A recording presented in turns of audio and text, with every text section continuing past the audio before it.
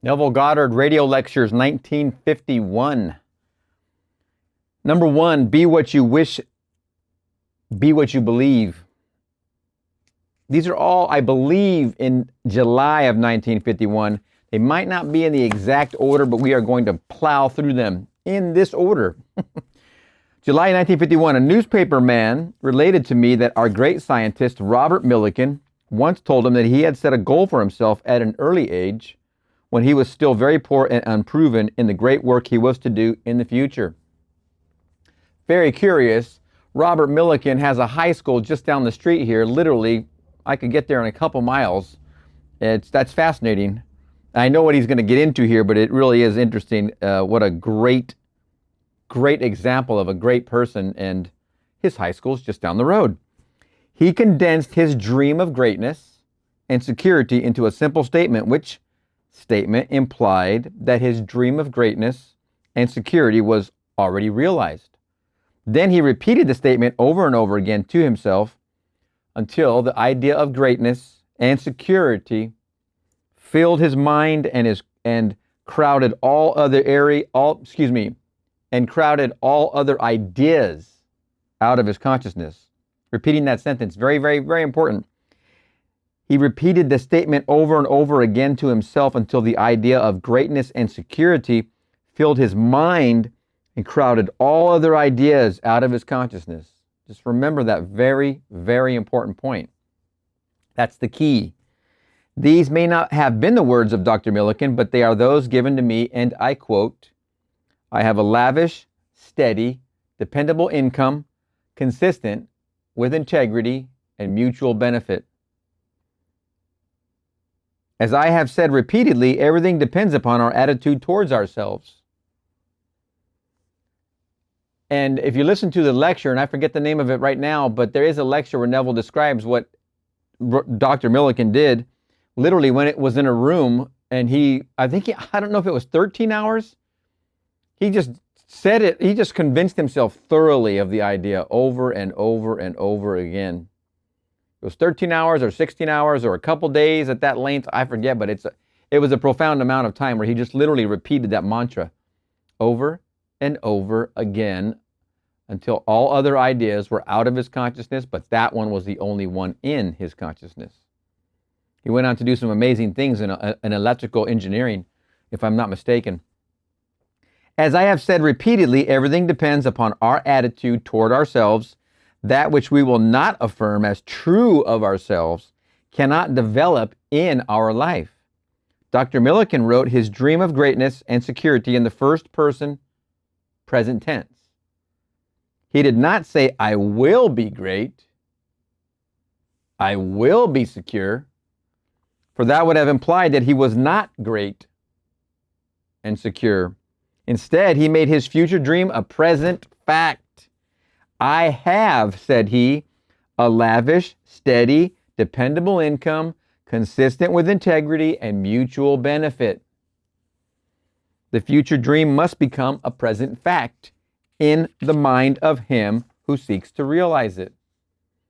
We must experience in imagination what we would experience in reality in the event we achieved our goal.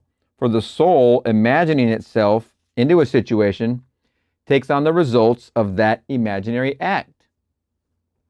If it does not imagine itself into a situation, it is ever free of the result.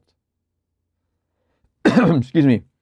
It is the purpose of this teaching to lift us to higher states of consciousness, to a higher state of consciousness, to stir the highest in us to confidence and self-assertion. For that which stirs the highest in us is our teacher and healer. The very first word of correction or cure is arise. If we are to understand the reason for this constant command of the Bible to arise, we must recognize that the universe understood internally is an infinite series of levels, and man is what he is according to where he is in that series. As we are lifted up in consciousness, our world reshapes itself in harmony with the level to which we are lifted. He who rises from his prayer, a better man, his prayer has been granted.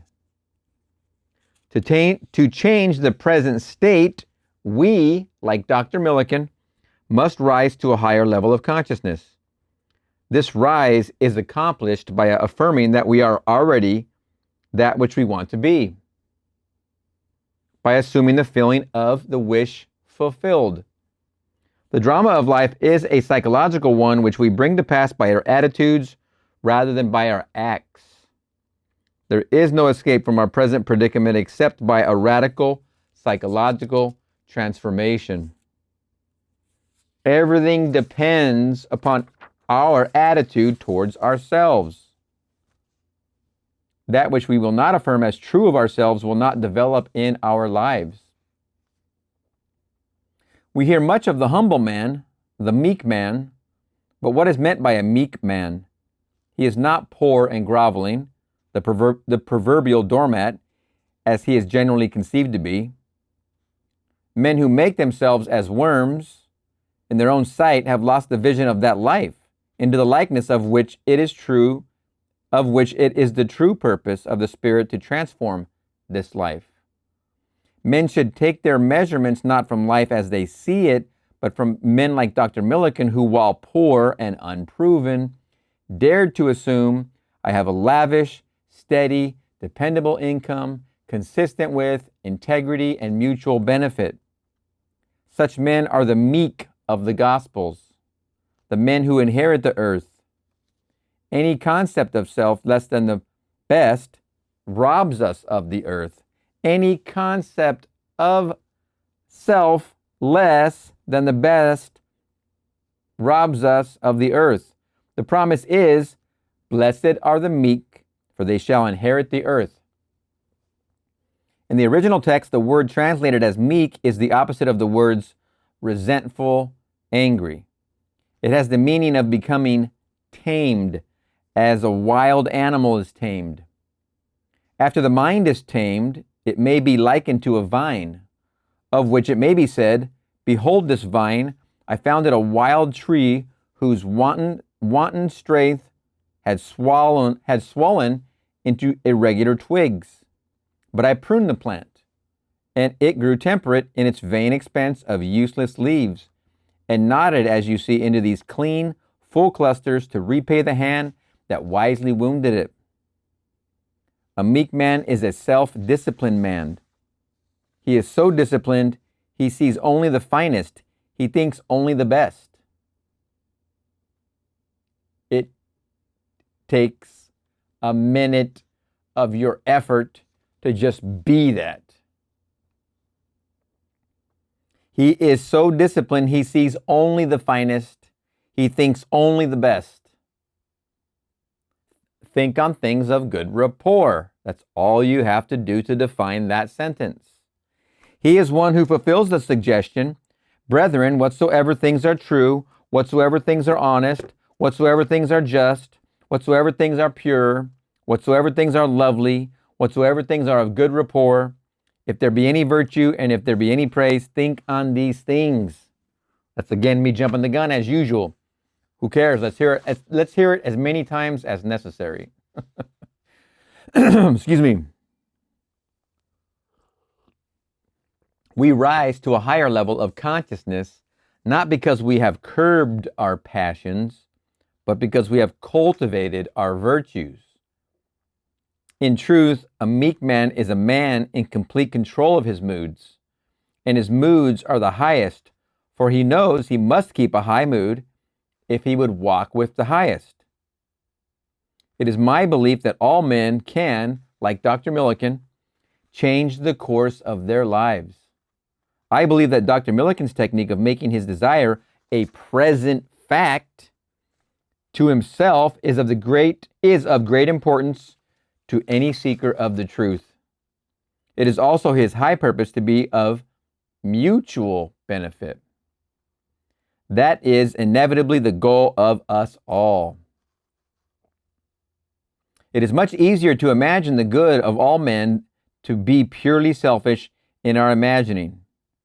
By our imagination, by our affirmations, we can change our world. we can change our future. To the man of high purpose, to the disciplined man, this is a natural measure. So let us all become disciplined men. Next Sunday morning, July 15th, I am speaking as the guest of Dr. Bales at 10:30 at the Fox Wilshire Theater on Wilshire Boulevard near La Cienega. My subject for next Sunday is changing your future. It is a subject near to the hearts of us all. I hope you will all come on Sunday to learn how to be the disciplined man, the meek man who changes his future to the benefit of his fellow man. If you are observant, you will notice the swift echo or response to your every mood in this message, and you will be able to key it to the circumstances of your daily life. When we are certain of the relationship of mood to circumstance in our lives, we welcome what befalls us. We know that all we meet is part of ourselves. Remember, all we meet is part of ourselves. In the creation of a new life, we must begin at the beginning with a change of mood.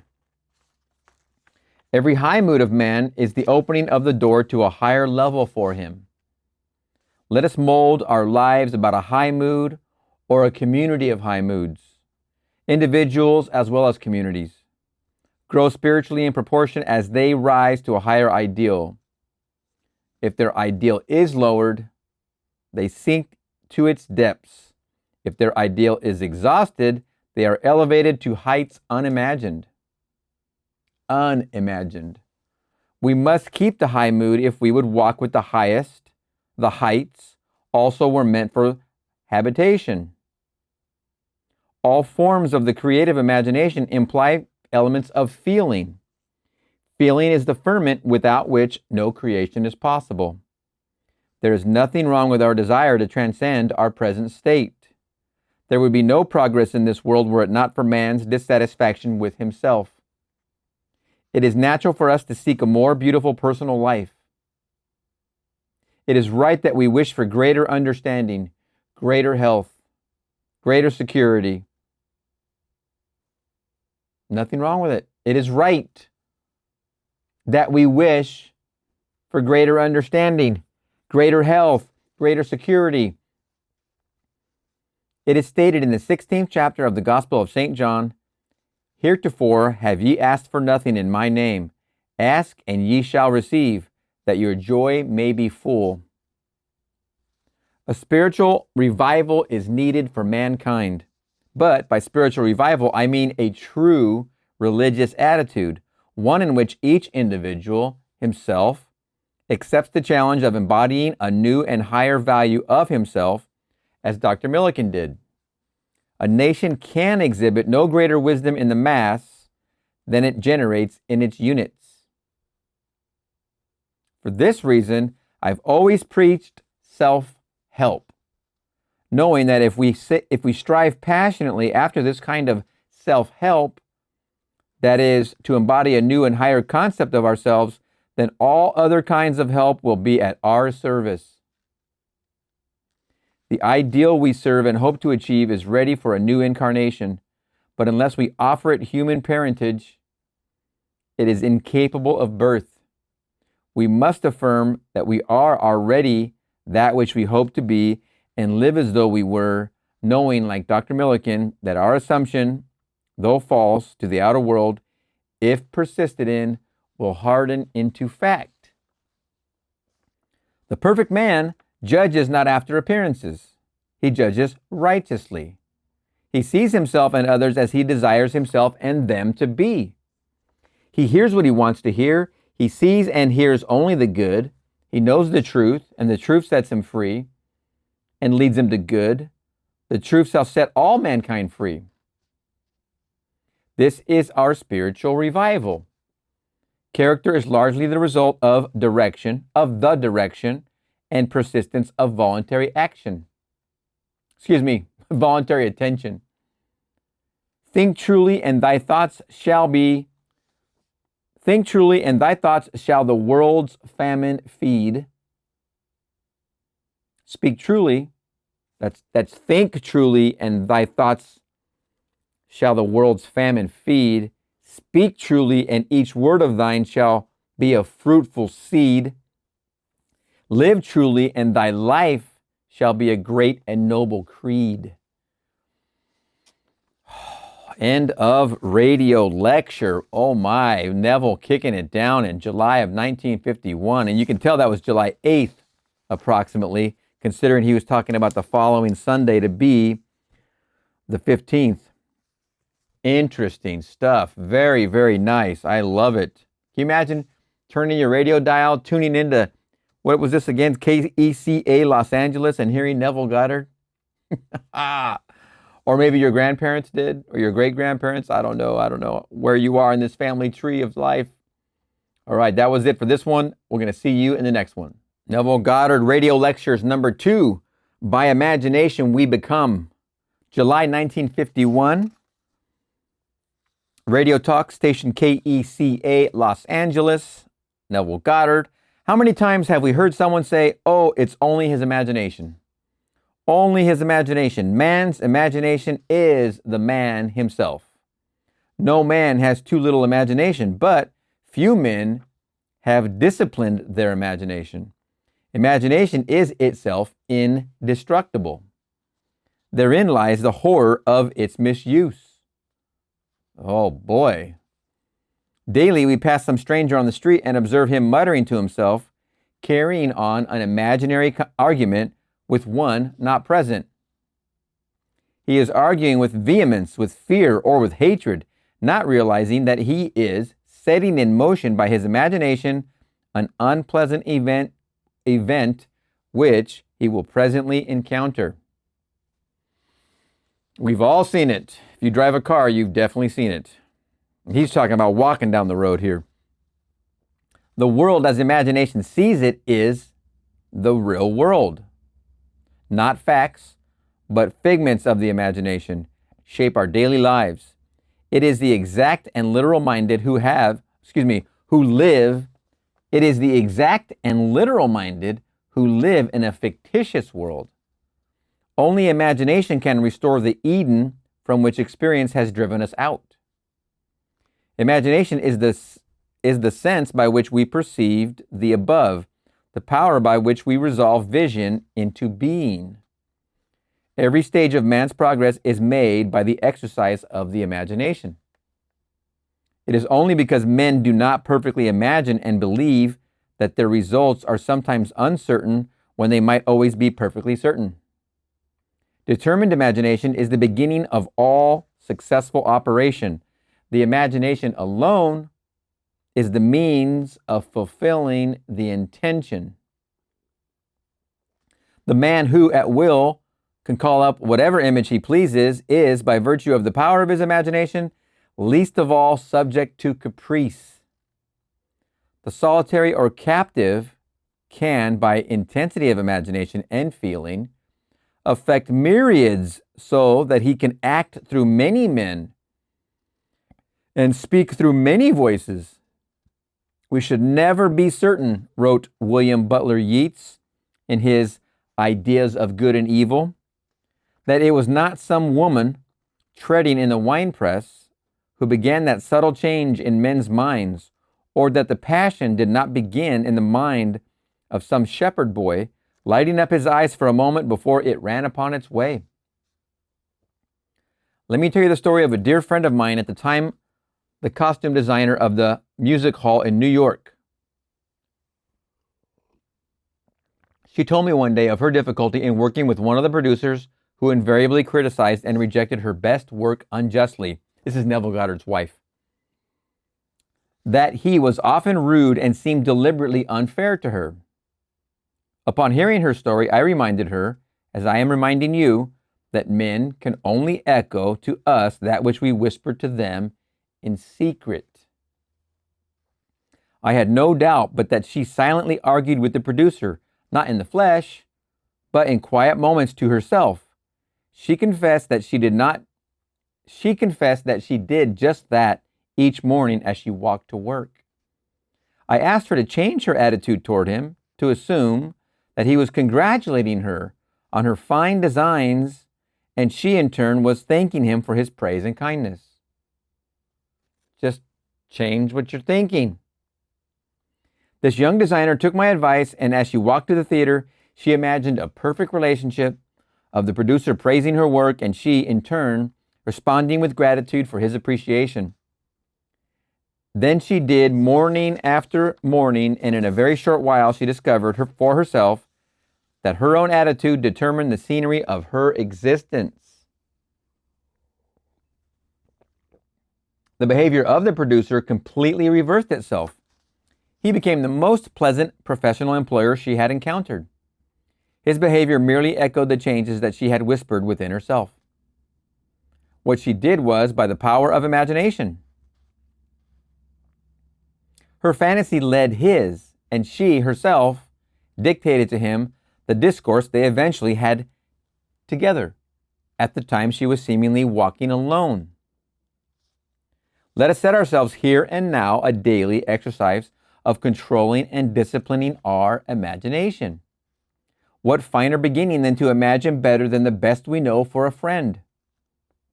There is no coal of character so dead that it will not glow and flame if but slightly turned. Love that phrase. It's such a colorful, pictorial, imaginative phrase, that phrase. I've heard it in other places, and here it is for the third time. I think we've read it in all these lectures so far. There is no coal of character so dead that it will not glow and flame if but slightly turned. Don't blame, only resolve. You could rest with just those 4 words. Don't blame, only resolve. Life, like music, can, by a new setting, turn all its discords into harmonies. Represent your friend to yourself as already expressing that which he desires to be. Let us know that with whatever attitude we approach another, a similar attitude approaches us. You can bet if you're talking about somebody else in the negative, they're talking about you. You can bet it. But you change it. You don't blame, you only resolve. If the negative comes up to the surface, you change it. Like she did walking to work. She felt the praise from him over her fine works, her designs, congratulating her. You feel a negative about somebody else, you change it to one of congratulations. You congratulate them. They congratulate you. How can we do this? Do what my friend did. To establish rapport, call your friend mentally. Focus your attention on him and mentally call his name just as you would to attract his attention were you to see him on the street. Just mentally. You can believe the person you're seeing mentally and you're calling their name, they are aware. You can believe it. Imagine that he has answered. Mentally hear his voice. Imagine that he is telling you of the great good you have desired for him. You in turn tell him of your joy in witnessing his good fortune.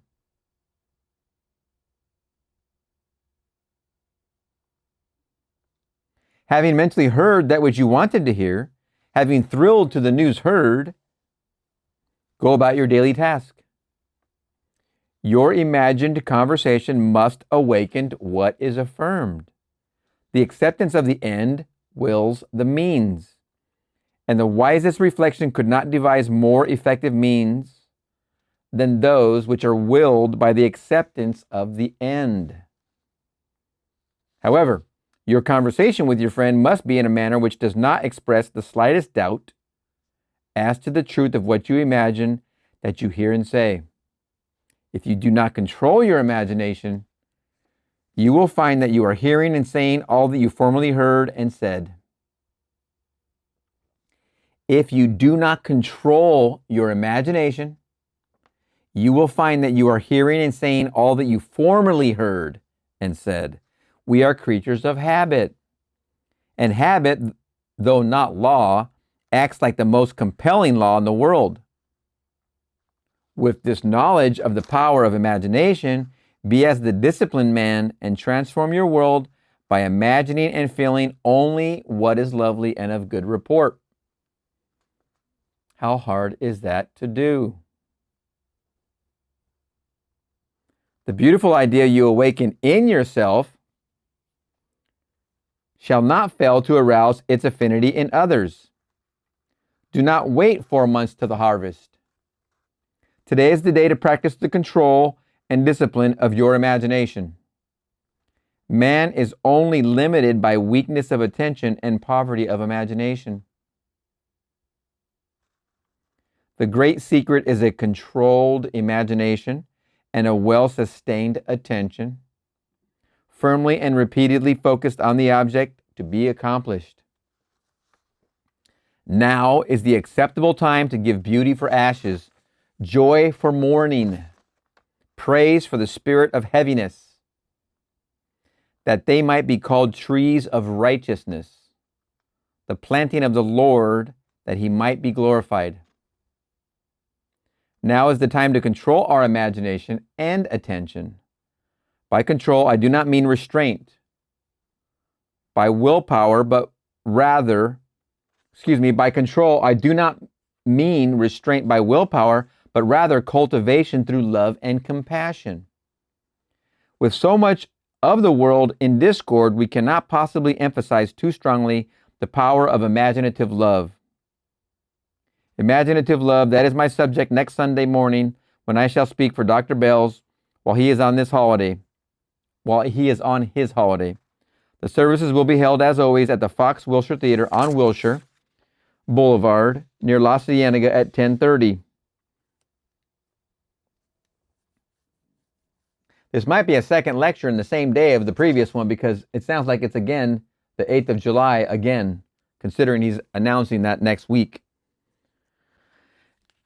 As the world is, so is the individual. Should be changed to, as the individual is, so is the world. There's a great Earl Nightingale. If you haven't heard Earl Nightingale, then you need to get the tape or the tape. That's how I bought it. When I bought it off Amazon, it seemed like 2007 or 8, maybe 2006. No, 2005 or 6. We were having classes in my living room, and I got the 6 tapes, and it was called The Strangest Secret, and it was a great audio program. I converted it to CD. I gave it to all my friends. I saw so many lives change over that one audio program. In there was a story of this kid that the parent took a picture out of the magazine, and it was a picture of the world. And he tore the paper up to make a puzzle for the child.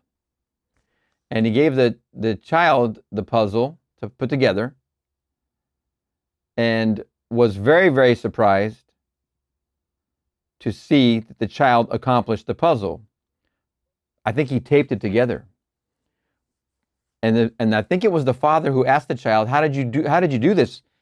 It seemed like an impossible task the way the picture was of the world. Well, the child simply said, well, there was a picture of a man on the backside. All I simply did was put him together. And then Earl Nightingale made a point. Isn't that it?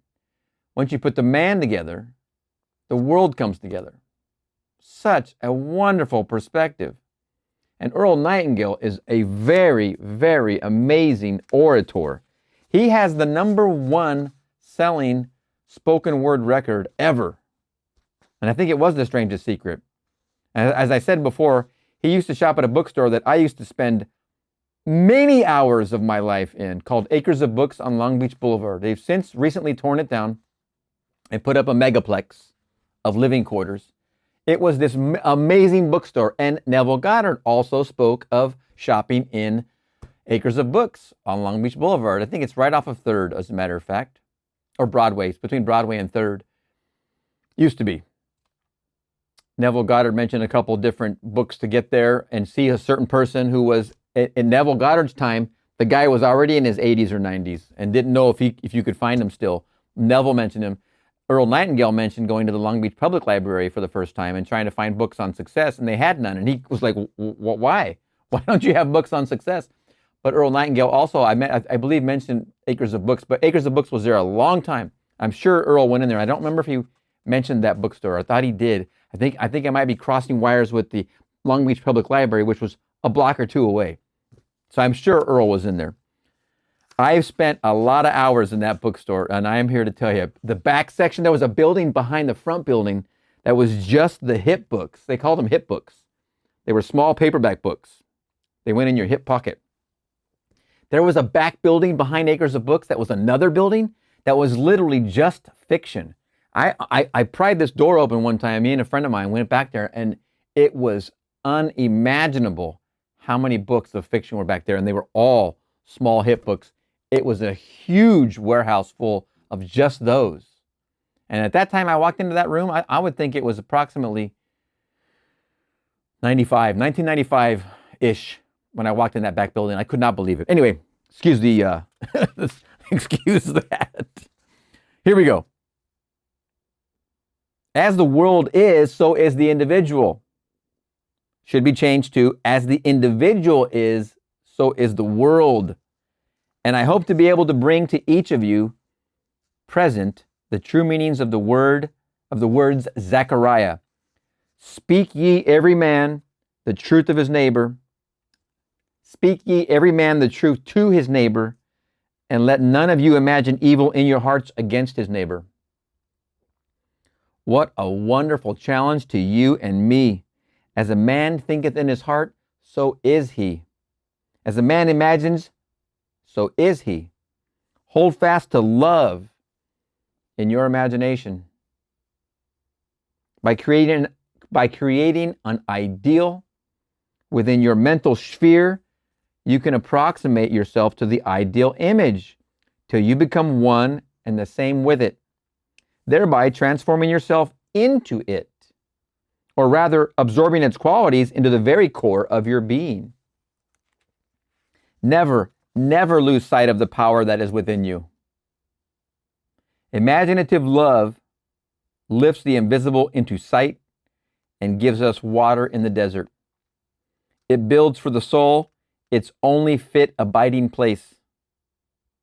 Beauty, love, and all of good rapport are the garden, but imaginative love is the way into the garden. Sow an imaginary conversation, you reap an act. Listen to what he's saying. Sow an imaginary conversation. Hear the angels speak in your mind. Sow an act, you reap a habit. Let me go from the beginning and I won't interrupt. Excuse me. Sow an imaginary conversation, you reap an act. Sow an act, you reap a habit. Sow a habit, you reap a character. Sow a character, you reap your destiny. By imagination, we are all reaping our destinies, whether they be good, bad, or indifferent. Imagination has full power of objective realization, and every stage of man's progress or regression is made by the exercise of imagination. I believe with William Blake, what seems to be to those who it seems to be, and is productive of the most dreadful consequences to those to whom it seems to be, even of torments, despair, and eternal death. By imagination and desire, we become what we desire to be. Let us affirm to ourselves that we are what we imagine. If we persist in the assumption that we are what we wish to be, we will become transformed into that which we have imagined ourselves to be. We were born by a natural miracle of love, and for a brief space of time, our needs were all another's We were born by a natural miracle of love, and for a brief space of time, our needs were all another's care. In that simple truth lies the secret of life. Except by love, we cannot truly live at all. Our parents, in their separate individualities, have no power to transmit life. So back we come to the basic truth that life is the offspring of love. Therefore, no love, no life. Thus, it is rational to say that God is love.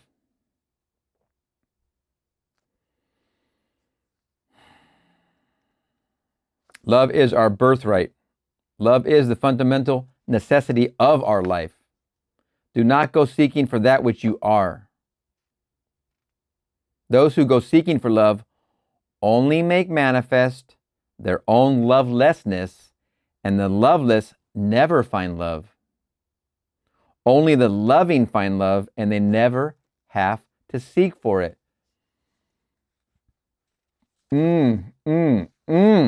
Imagine turning the radio dial and bringing that one in. Wow. Oh man, oh man. I mentioned that acres of books downtown Long Beach where it used to be there. It just got demoed and a new building put in its place just recently, within a year or two.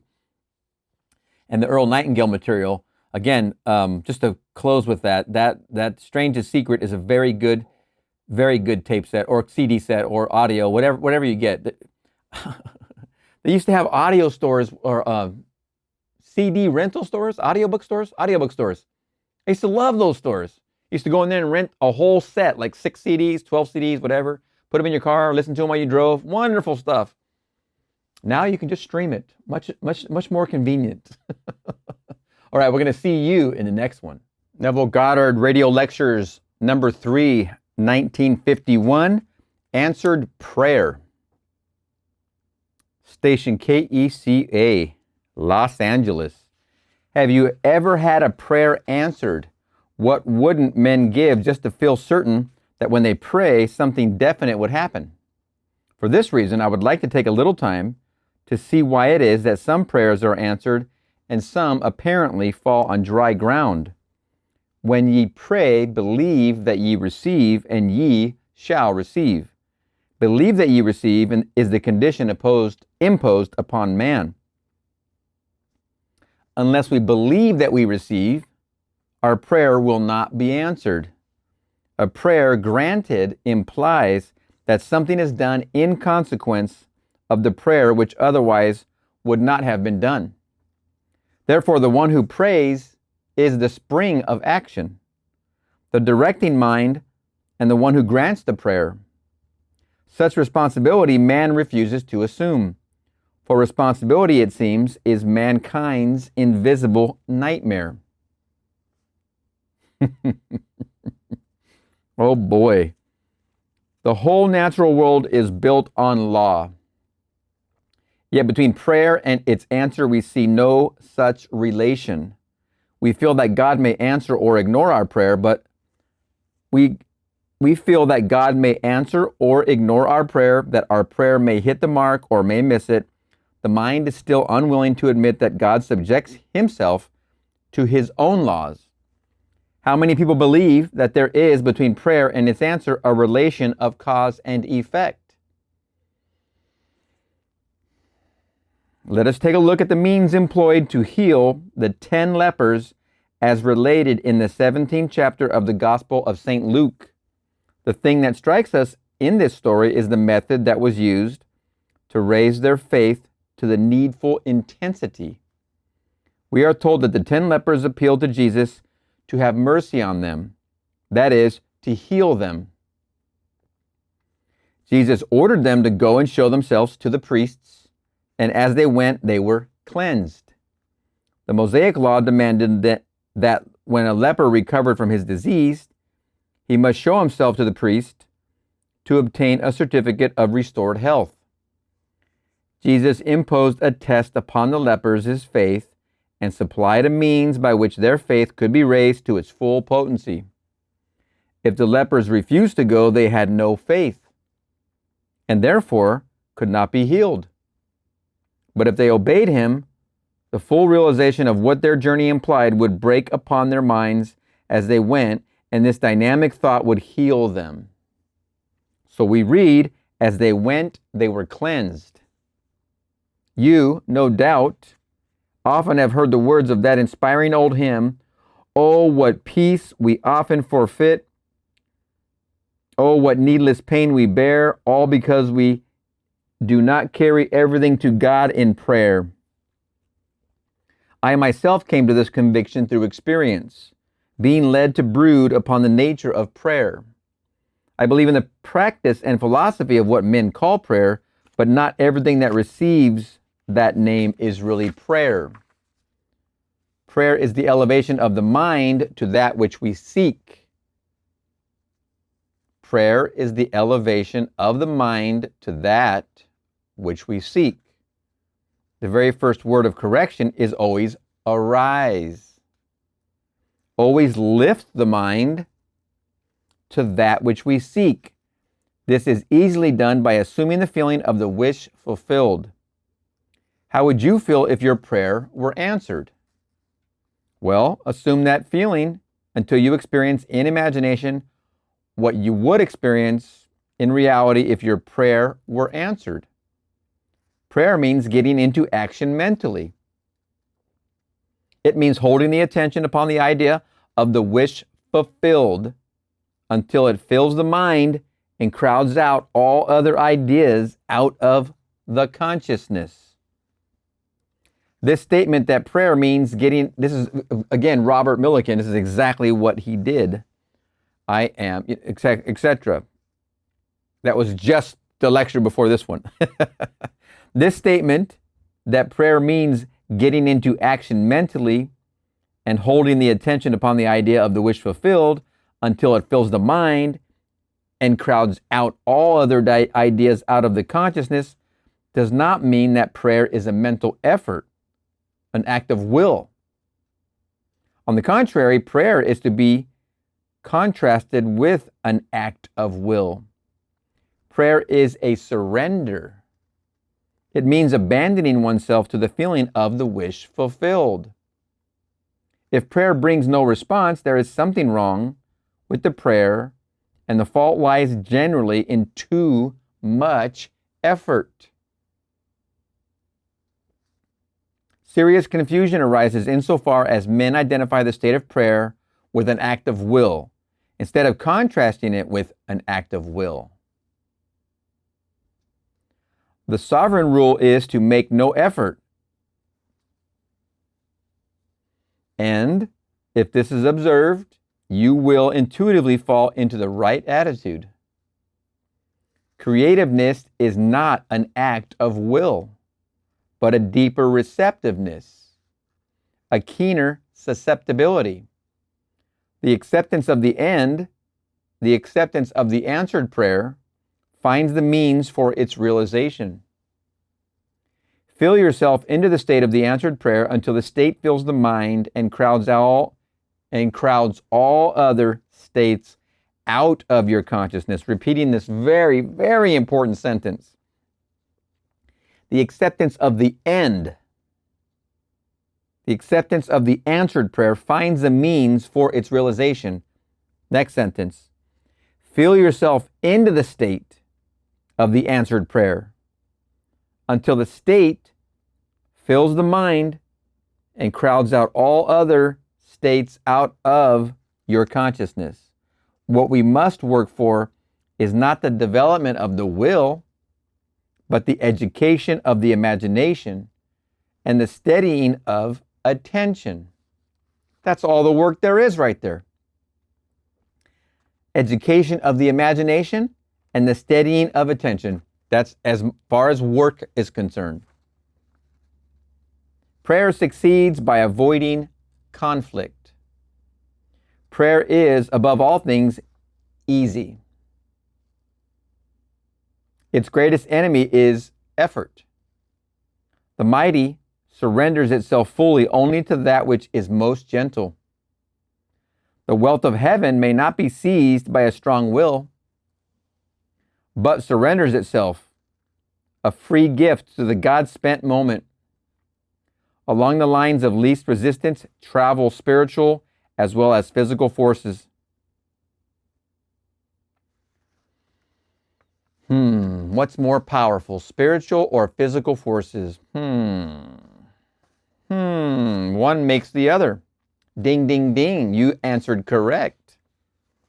We must act on the assumption that we must act on the assumption that we already possess that which we desire. For all we desire is already present within us. You wouldn't have the desire if it wasn't already present. That is the only way it can work. It only waits to be claimed. That it must be claimed is a necessary condition by which we realize our desires. Our prayers are answered if we assume the feeling of the wish fulfilled and continue in that assumption. One of the loveliest examples of an answered prayer I witnessed in my own living room. A very charming lady came from out of town to see me concerning prayer. As she had no one with whom to leave her 8-year-old son, she brought him with her the time of our interview. Seemingly, he was engrossed in playing with a toy truck.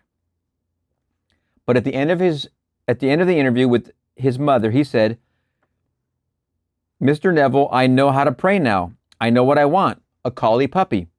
And I can imagine I am hugging him every night on my bed." His mother explained to him and to me the impossibilities of his prayer. The cost of the puppy, their confined home, even his inability to care for the dog properly. The boy looked into his mother's eyes and simply said, "But mother, I know how to pray now." And he did. 2 months later, during a Kindness to Animals Week in his city, all the school children were required to write an essay on how they would love and care for a pet. You have guessed the answer. His essay, out of the 5,000 submitted, won the prize. And that prize, presented by the mayor of the city to the lad, was a collie puppy. The boy truly assumed the feeling of his wish fulfilled, hugging and loving his puppy every night. Prayer is an act of imaginative love, which is to be the subject of my message next Sunday morning at 10:30 at the Fox Wilshire Theater on Wilshire Boulevard near La Cienega. It is my desire next Sunday that I may explain to you how you, like the young boy, can yield yourselves to the lovely images of your desires and persist in your prayer, even though you, like the lad, are told that your desires are impossible.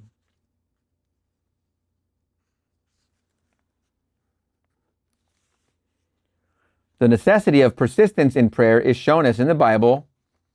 Which of you, asked Jesus, shall go unto him at midnight and say unto him, "Friend, lend me 3 loaves, for a friend of mine has come to me from a journey, and I have nothing to set before him." And he from within shall answer and say, "Trouble me not. The door is now shut, and my children are with me in bed. I cannot rise and give thee. I say unto you, though he will not rise and give him because he is his friend, yet because of his importunity he will arise and give as many as he needeth." Luke 2. The word translated as importunity means literally shameless impudence. We must persist until we succeed in imagining ourselves into the situation of the answered prayer. The secret of success is found in the word perseverance. The soul imagining itself into the act takes on the results of the act. Not imagining itself into the act, it is ever free from the result. Experience in imagination what you would experience in reality, where you are already what you want to be, and you will take on the result of that act. Do not experience in imagination what you want to experience in reality, and you will ever be free of the result. When ye pray, believe that ye receive, and ye shall receive. One must persist until he reaches his friend on a higher level of consciousness. He must persist until his feeling of the wish fulfilled has all the sensory vividness of reality. Prayer is a controlled waking dream. If we are to pray successfully, we must steady our attention to observe the world as it would be seen by us were our prayer answered.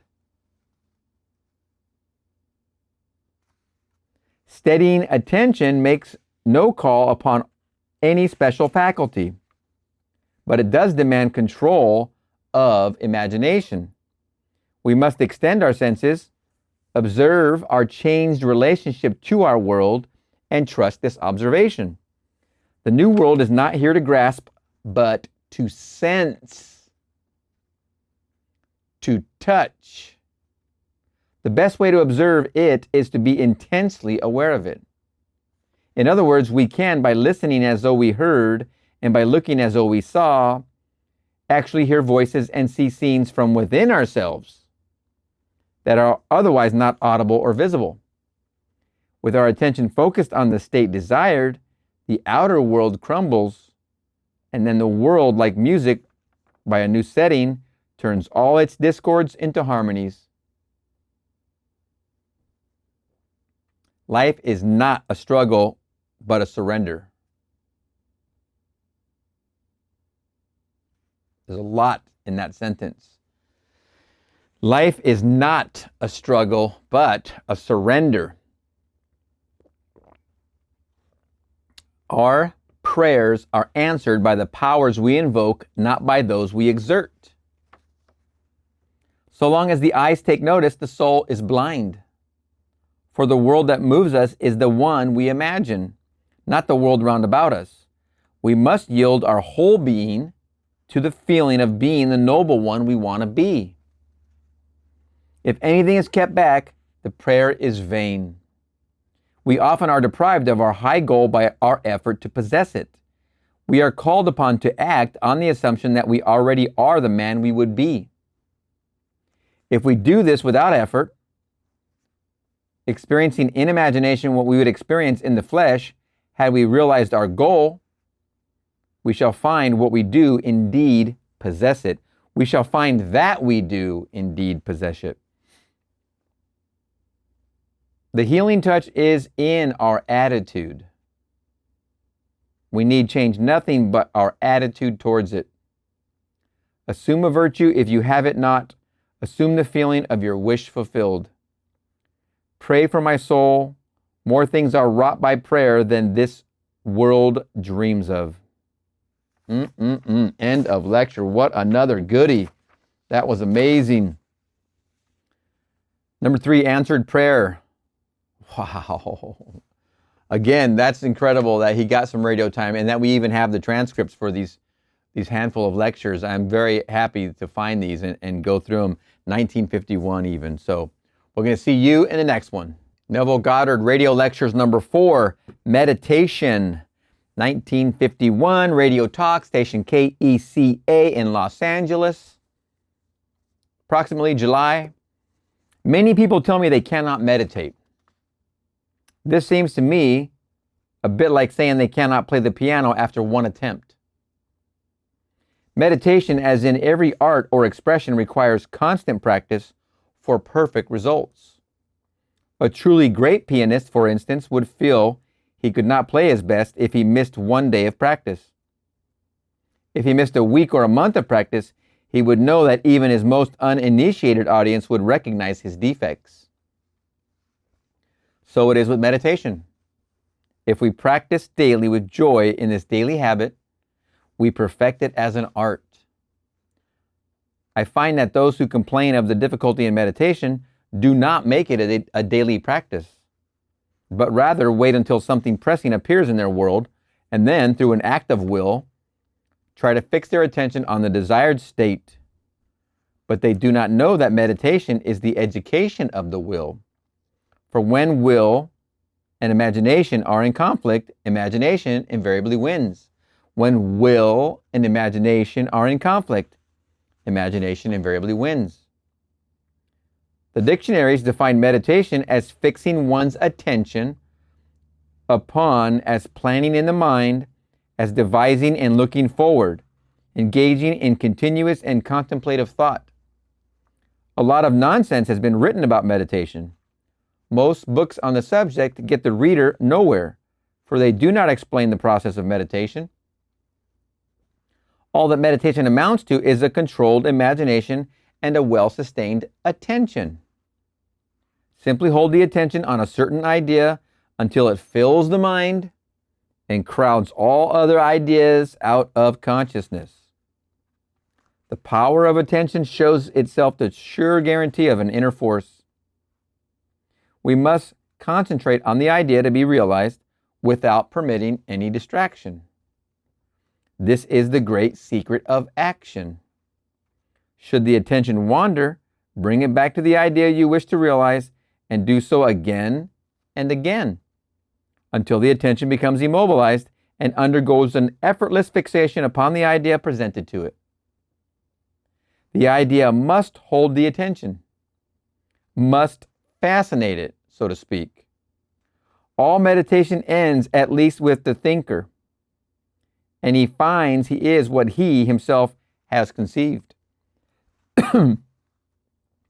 The undisciplined man's attention is the servant of his vision rather than its master.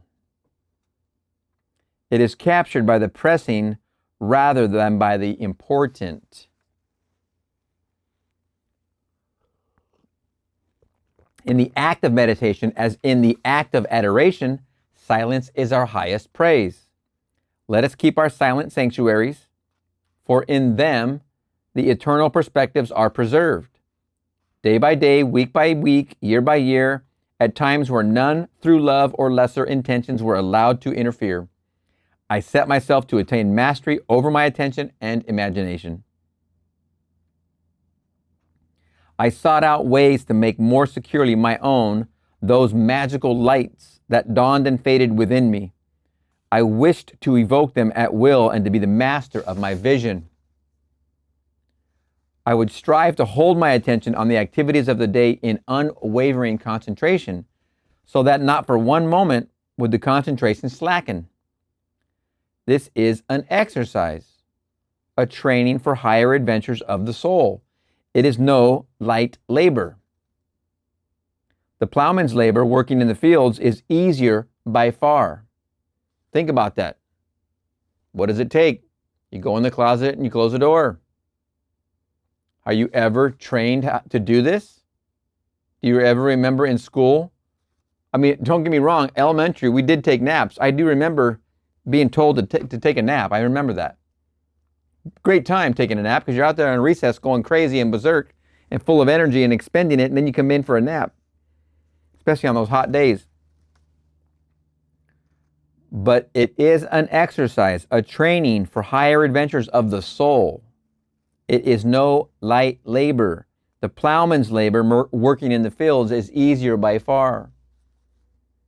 Empires do not send legions so swiftly to obstruct revolt as all that is alive in us hurries along the nerve highways of the body to frustrate our meditative mood. The beautiful face of one we love glows before us to enchant us from our task. Old enmities and fears beleaguer us. If we are tempted down these vistas, we find, after an hour of musing, that we have been lured away. We have deserted our task and forgotten that fixity of attention we set out to achieve. What man is there who has complete control of his imagination and attention?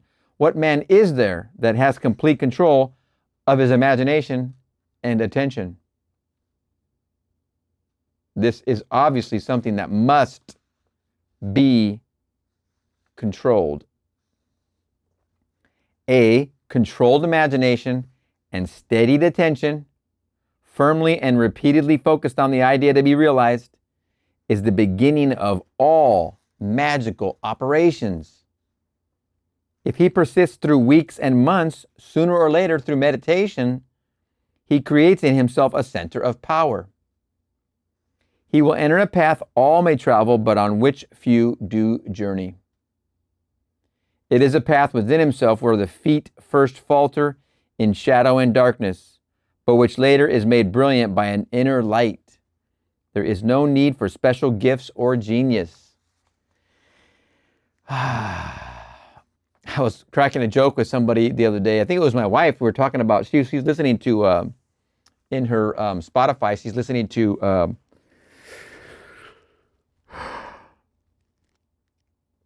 oh my gosh, I forget his name. One of the great speakers of our time. And he has a very southern drawl of an accent. And I told her about the extra mile.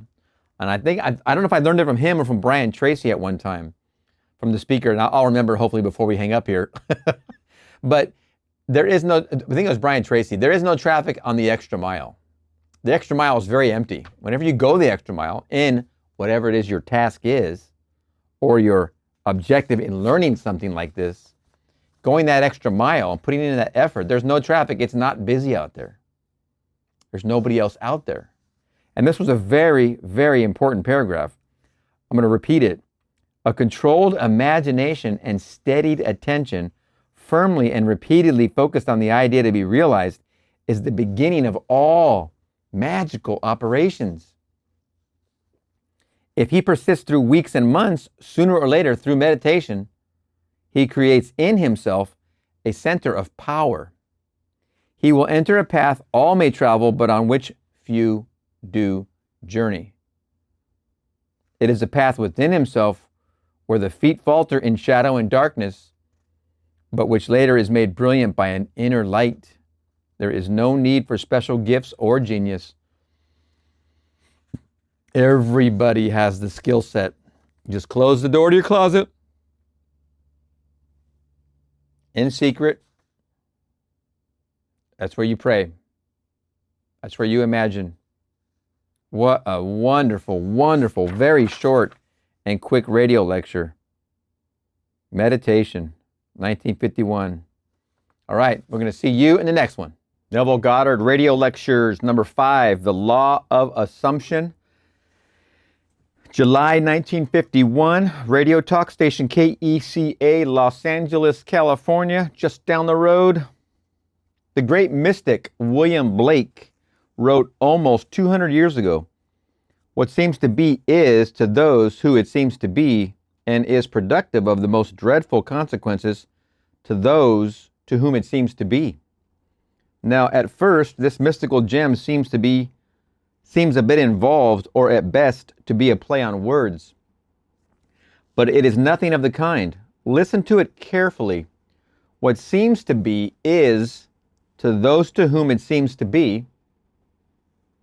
That is certainly clear enough. It is a simple truth about the law of assumption and a warning of the consequences of its misuse. There's a lot in that statement. The author of the Epistle to the Romans declared in the 14th chapter, "I know and am persuaded by the Lord Jesus that there is nothing unclean of itself, but to him that esteemeth anything to be unclean, to him it is unclean." We see by this that it is not superior insight, but per blindness that reads into the greatness of men some littleness with which it chances to be familiar, for what seems to be is to those to whom it seems to be. Experiments recently conducted at 2 of our leading universities revealed this great truth about the law of assumption. They stated in their releases to the newspapers that after 2,000 experiments, they came to the conclusion that what you see when you look at something depends not so much on what is there as on the assumption you make when you look. What you believe to be real, what you believe to be the real physical world, is actually only an assumptive world. In other words, you would not define your husband in the same way that your mother would. Yet you are both defining the same person. Your particular relationship to a thing influences your feelings with respect to that thing and makes you see it in an element, and makes you see in it an element which is not there. If your feeling in the matter is a self element, it can be cast out. If it is a permanent distinction in the state considered, it cannot be cast out. The thing to do is to try. If you can change your opinion of another, then what you now believe of him cannot be absolutely true, but relatively true. I mean, we all know this. Men believe in the reality of the external world because they do not know how to focus and condense their powers to penetrate its thin crust. Strangely enough, it is not difficult to penetrate this view of the senses. To remove the veil of the senses, we do not employ great effort. The objective world vanishes as we turn our attention from it. We have only to concentrate on the state desired, to mentally see it, but to give reality to it so that it will become an objective fact. We must focus our attention upon the desired state until it has all the sensory vividness and feeling of reality. When through concentrated attention, our desire appears to possess the distinctness and feeling of reality, when the form of thought is as vivid as the form of nature, we have given it right to become a visible fact in our lives. Each man must find the means best suited to his nature to control his attention and concentrate it on the desired state. I find for myself the best state to be one of meditation, a relaxed state akin to sleep, but a state in which I am still consciously in control of my imagination and capable of fixing my attention on a mental object. I have to say this. Yesterday, I got up early, 3 o'clock in the morning, 3:30, something like that. I studied for about 2 hours, went back to bed about 5. It was Sunday morning. Went back to bed about 5 and was in bed till 8. I had a 1-hour lecture known as Blake on Religion by Neville in Neville's voice on in my headphones. So I heard it once and I knew it was not on anymore because I often listen to tapes when I'm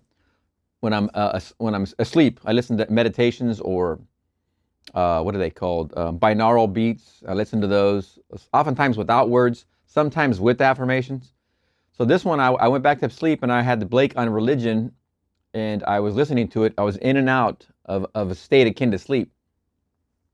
Then I knew it was over because there was nothing coming through. So I had come back into my consciousness. Then I pressed play again on my headphones. I have, those beats. So I pressed play on the headphone and started going again. And then I went back into deep sleep. And then I actually had a total, it was a very lucid experience, but I was in this dream state where I had Blake piping in, but on a certain level, I arrived at a place where I could fully comprehend and realize what movement means when you're in the fourth dimension, and that anything in the fourth dimension you can just aim your intent, your law of assumption usage in the fourth dimension. I had this mind expanding realization in a very ultra flash of an instant. I mean, literally, it must have been instantaneous, instant. But I had this realization that I was in the fourth dimension, and that from that perspective, I could see this dimension, and I could see how easy in that dimension that all you had to do is have an intention in that fourth dimension, and that it would blast into the 3 dimension, which is our waking reality. So I had this blast of a realization that, okay, so that's where movement is, and all it is just like a little push. So it's like a little push. So when you're falling asleep, you're in the sats, just like Neville, the relaxed state akin to sleep, a state in which I am consciously in control of my imagination and capable of fixing my attention on a mental object. Well, in my sats experience yesterday, I wasn't focused on a mental object. I was more just focused on receiving. And then I got to that place where I realized that everything coming from there is what makes all of here.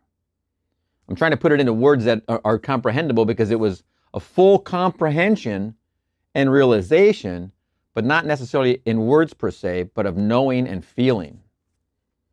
And that was yesterday morning.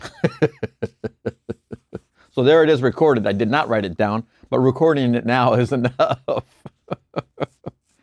Okay, we're going to move on.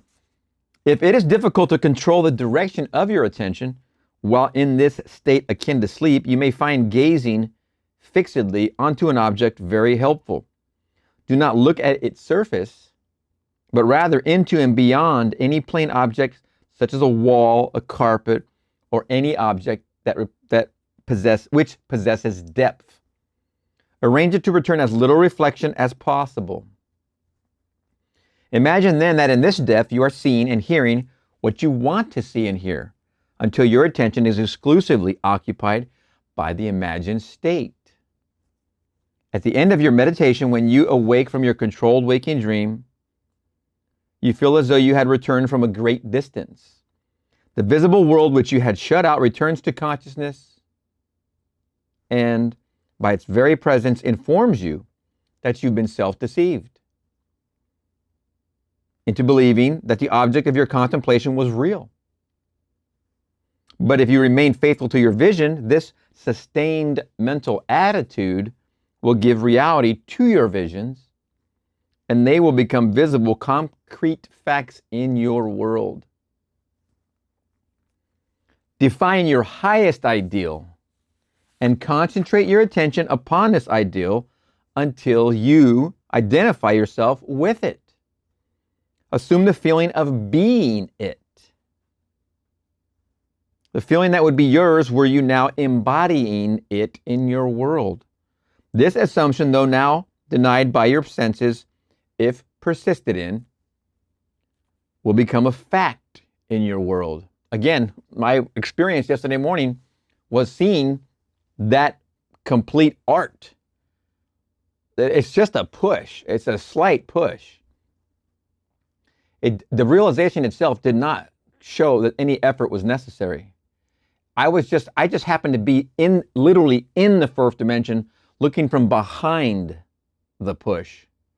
I was looking from behind the perspective of, oh, it's that simple. You literally just push. So it's the same thing we're saying here.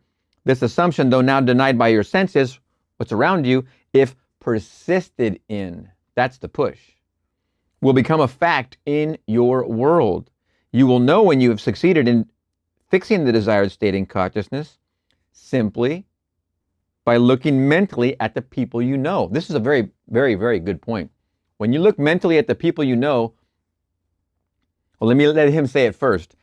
This is a wonderful check on yourself, as your mental conversations are more revealing than your physical conversations are.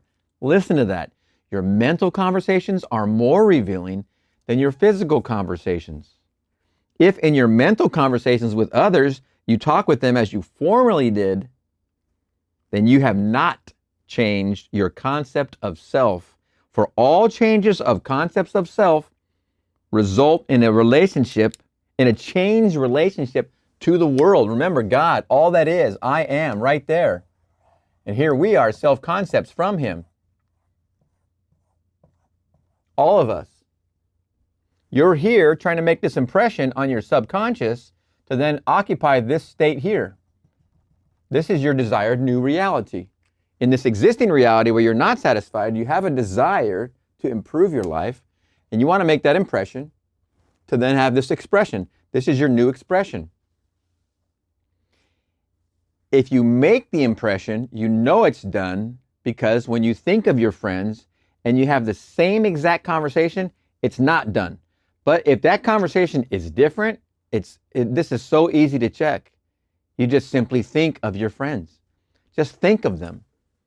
If you're using them in your impression, in staking the claim, if you're using them and they're congratulating you, then that conversation is definitely changing, because they're changing in that impressive state when you're in state akin to sleep. You're using them in the act with you. So the conversation is definitely changing. In my opinion, using them in the act with you is very, very powerful. Extremely powerful. When you are in your state akin to sleep and they're coming up to you, congratulating you on your new wealth, on your new health, on your new marriage, that is angels singing to you. There's no other way to put it. When you use the people you know in your imaginary state of your new health, wealth, or marriage, that is the angels. They're the angels of your life. if they're speaking to you and congratulating to you in that state akin to sleep, it is so. You've just constructed it. That's all the hard work we're talking about here. That's the construction. And you know it's done when their conversation in your mental state, when you think of them, when their conversation is different in your mind, you know this is done. You know you're in the Sabbath. Remember what was said earlier. What you see when you look at something depends not so much on what is there as on the assumption you make when you look. Therefore, the assumption of the wish fulfilled should make you see the world mentally as you would physically were your assumption of physical fact. The spiritual man speaks to the natural man through the language of desire. This is the natural man.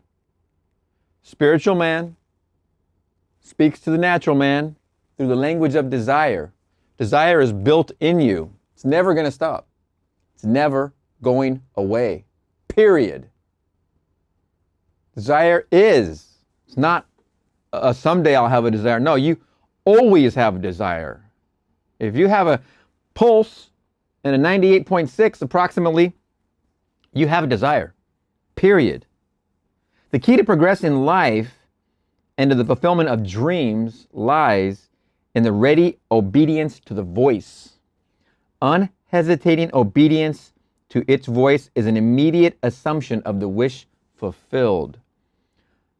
To desire a state is to have it. If you're here, single, not married, not in love, but you want to be, to desire a state is to have it. There it is. Once you desire it, you have it. It's already yours. You wouldn't have a desire for it if it wasn't already yours. It already literally exists within you, waiting for you to touch to completion. As Pascal said, you would not have sought me had you not already found me. Man, by assuming the feeling of the wish fulfilled and then living and acting on this conviction, changes his future in harmony with his assumption. To change his future is the inalienable right of freedom-loving individuals. There would be no progress in the world were it not for the divine discontent in man, which urges him onto higher and higher levels of consciousness. I have chosen this subject so close to the hearts of us all, changing your future, for my message next Sunday morning. I am to have the great joy of speaking for Dr. Bales while he is vacationing. The service will be held at 10:30 at the Fox Wilshire Theater on Wilshire Boulevard near La Cienega Boulevard. Since the right to change our future is our birthright as sons of God, let us accept its challenge and learn just how to do it, which is what all these videos are about. Again, today, speaking of changing your future, I wish to stress the importance of a real transformation of self. Not merely a slight alteration of circumstances, which in a matter of moments will permit us to slip back into the old dissatisfied man. In your meditation, allow others to see you as they would see you, were this new concept of self a concrete fact. You always seem to others the embodiment of the ideal you inspire. Therefore, in meditation, when you contemplate others, you must be seen by them mentally as you would be seen by them physically, were your conception of yourself an objective fact. That is, in meditation, you imagine that they see you expressing this nobler man you desire to be. If you assume that you are what you want to be, your desire is fulfilled. And in fulfillment, all longing to be is neutralized. This also is an excellent check on yourself as to whether or not you have actually succeeded in changing self. You cannot continue desiring what has been realized. Very fascinating. Very fascinating. Remember, incubation, what's been realized. You're in the Sabbath. It's coming. And when you try to focus on that object again, there's no desire there. Desire is deflated. You're impotent of desire for that thing which you have already succeeded in acquiring. It's now you are in the Sabbath of it. It is on its way. You might not have gotten the email from FedEx or UPS, but it's showing up at your door. Rather, you are in a mood to give thanks for a gift received. A gift received. Thank you, thank you, thank you. Isn't it wonderful? Isn't it wonderful? Isn't it wonderful? Your desire is not something you labored to fulfill. It is recognizing something you already possess.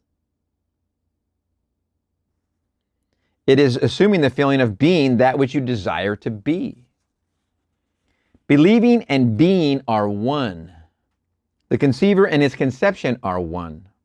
Therefore, that which you conceive yourself to be can never be so far off as even to be near, for nearness implies separation.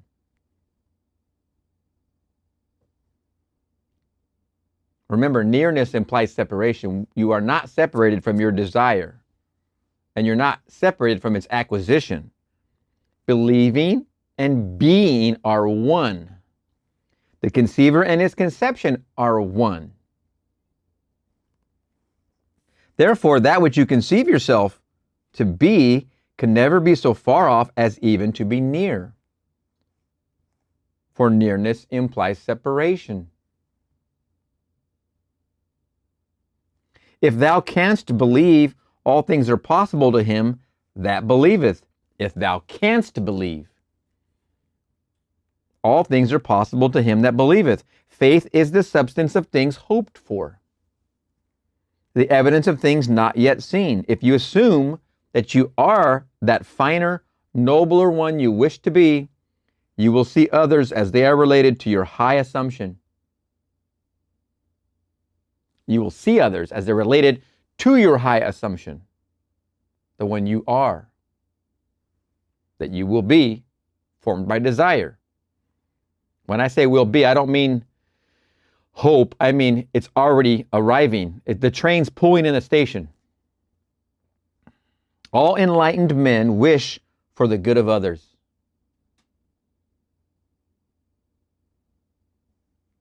If it is the good of another you seek, you must use the same controlled contemplation. In meditation, you must represent the other to yourself as already being or having the greatness you desire for him. As for yourself, your desire for another must be an intense one. As for yourself, your desire for another must be an intense one. It is through desire that you rise above your present sphere, and the road from longing to fulfillment is shortened as you experience in imagination all that you would experience in the flesh, were you or your friend the embodiment of the desire you have for yourself or him. Experience has taught me that this is the perfect way to achieve my great goals for others as well as for myself. However, my own failures would convict me were I to imply that I have completely mastered the control of my attention. That's Neville saying that. What we're trying to do, and one of the main goals of this experience together, is to master the control of our attention, our feelings, and our thoughts. I can, however, with the ancient teacher say, this one thing I do, forgetting those things which are behind, and reaching forth unto those things which are before. I press toward the mark for the prize. Wow, man, oh man, that was a wonderful lecture. That was the radio lecture. The law of assumption. So many goodies in there.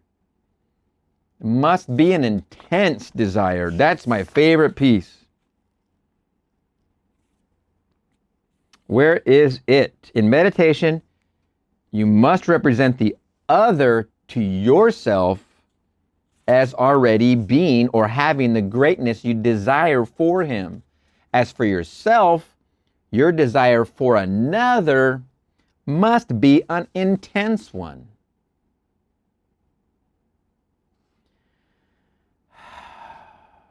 They're going to change in your mental landscape of them. When you converse with them in your mental landscape, they're going to change because your desire is so intense. When you see them congratulating you on your change, or you are congratulating them on their change within your SATS experience, in your meditation, they're changing. They have no choice. You're going to embody all that you inspire. They have no choice but to see you that way. They will change per your embodiment of that which you inspire. That was a good lecture. Man, okay, we're going to see you in the next one. Neville Goddard, Radio Lectures, 1951. This would be number 6, Truth. Approximately July 1951. Radio Talk, station KECA, Los Angeles, California. I wish to ask each one of you listening to me today a question which must be close to the hearts of us all concerning truth. If a man known to you as a murderer broke into your home and asked the whereabouts of your mother, would you tell him where she was? Would you tell him the truth? Would you? I venture not, I hope not. In the most mystical of the Gospels, in the Gospel of St. John, we read, "Ye shall know the truth, and the truth shall make you free." Therein lies a challenge to us all. The truth shall make you free. If you told the truth concerning your mother, would you set her free? Again, in John we read, "Sanctify them by the truth." If you gave your mother up to a murderer, would you sanctify her? What then is the truth of which the Bible so constantly speaks? The truth of the Bible is always coupled with love. The truth of the Bible is that spiritual realization of conscious life in God towards which the human soul evolves through all eternity. Repeating the sentence, profound. The truth of the Bible is always coupled with love. The truth of the Bible is that spiritual realization of conscious life in God towards which the human soul evolves through all eternity. Evolves. Truth is an ever-increasing illumination. No one who seeks sincerely for truth need fear the outcome forever. For every raising erstwhile truth brings into view some larger truth which it had hidden. The true seeker after truth is not a smug, critical, holier-than-thou person. Rather, the true seeker after truth knows the words of Zechariah to be true. Quote, "Speak ye every man the truth to his neighbor, and let none of you imagine evil in your hearts against his neighbor." End quote. The seeker after truth does not judge from appearances. He sees the good, the truth in all he observes. He knows that a true judgment need not conform to the external reality to which he relates. Never are we so blind to the truth as when we see things as they seem to be. Only pictures that idealize really depict the truth. It is never superior insight, but rather purblindness that reads into the greatness of another some littleness with which it happens to be familiar.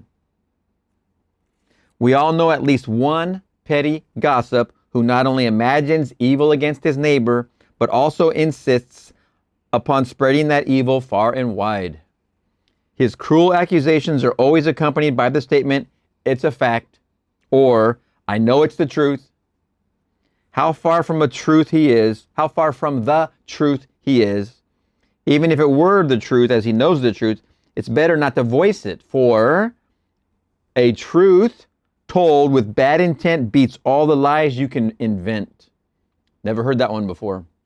A truth told with bad intent beats all the lies you can invent. Such a man is not a seeker after the truth as revealed in the Bible. He seeks not truth so much as support for his own point of view.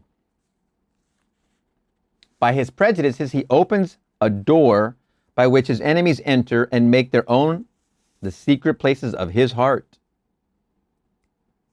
Let us seek sincerely for the truth as Robert Browning expresses it. Truth is within ourselves. It take no rise from outward things, whatever you may believe. There is an immortal center in us all where truth abides in fullness. The truth that's a very fascinating poem. Truth is within ourselves. It takes no rise from outward things, whatever you may believe. There is an immortal center in us all where truth abides in fullness. Boom. My Father and I are one. My Father is greater than I. I and my Father are one. My Father is greater than I.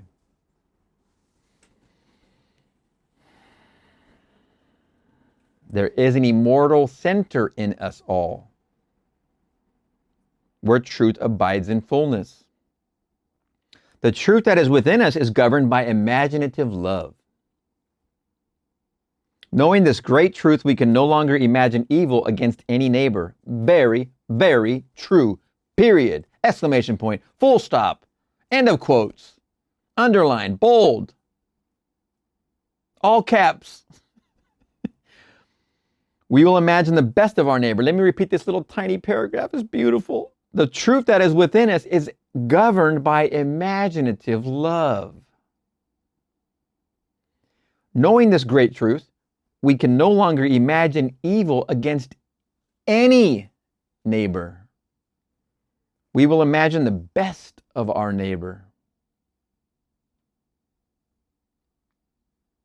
It is my belief that whatever man's attitude towards life is governed by imaginative love. There it is religious. There he worships. There he perceives the truth.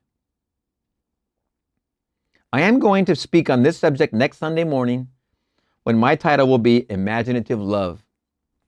At that time, I am to have the pleasure and the privilege of taking Dr. Frederick Bell's service at the Fox Wilshire Theater on Wilshire Boulevard near La Cienega. The service will be held as Dr. Bell's always conducts it at 10:30 in the morning.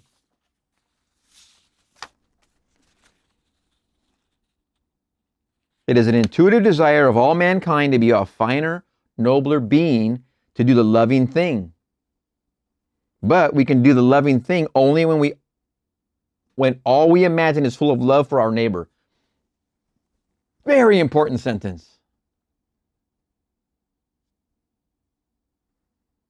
It is an intuitive desire of all mankind to be a finer, nobler being, to do the loving thing. But we can do the loving thing only when but we can do the loving thing only when all we imagine is full of love for our neighbor. Then we know the truth. The truth that sets all mankind free. I believe this is a message that will aid us all in the art of living a better and finer life. Infinite love in unthinkable origin was called God the Father. Infinite love in creative expression was called God the Son. Infinite love in universal interpenetration, in infinite eminence, and in eternal procession was called God the Holy Ghost. We must learn to know ourselves as infinite love, as good rather than evil. This is not something that we have to become. It is rather for us to recognize something that we are already.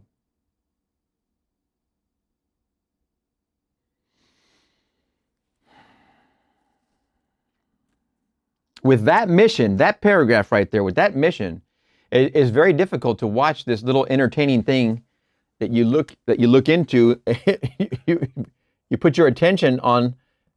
It's got some rabbit ears on top. It's got a dial on it, and it's got this big screen there. There doesn't seem to be a whole lot of what we just read in that paragraph coming out of that box. Or this other thing called the tube, where it has a video and it has all these other little recommended videos under it. You watch the thing you're looking for, this great, wonderful video, this great subject, whatever it is that is fulfilling your idea. Then you have all these recommendations. Are those recommendations what you were looking for when you went there in the first place? If they're not, they don't deserve your attention. That last paragraph we just read, this doesn't deserve your attention unless it's in line with what we just read.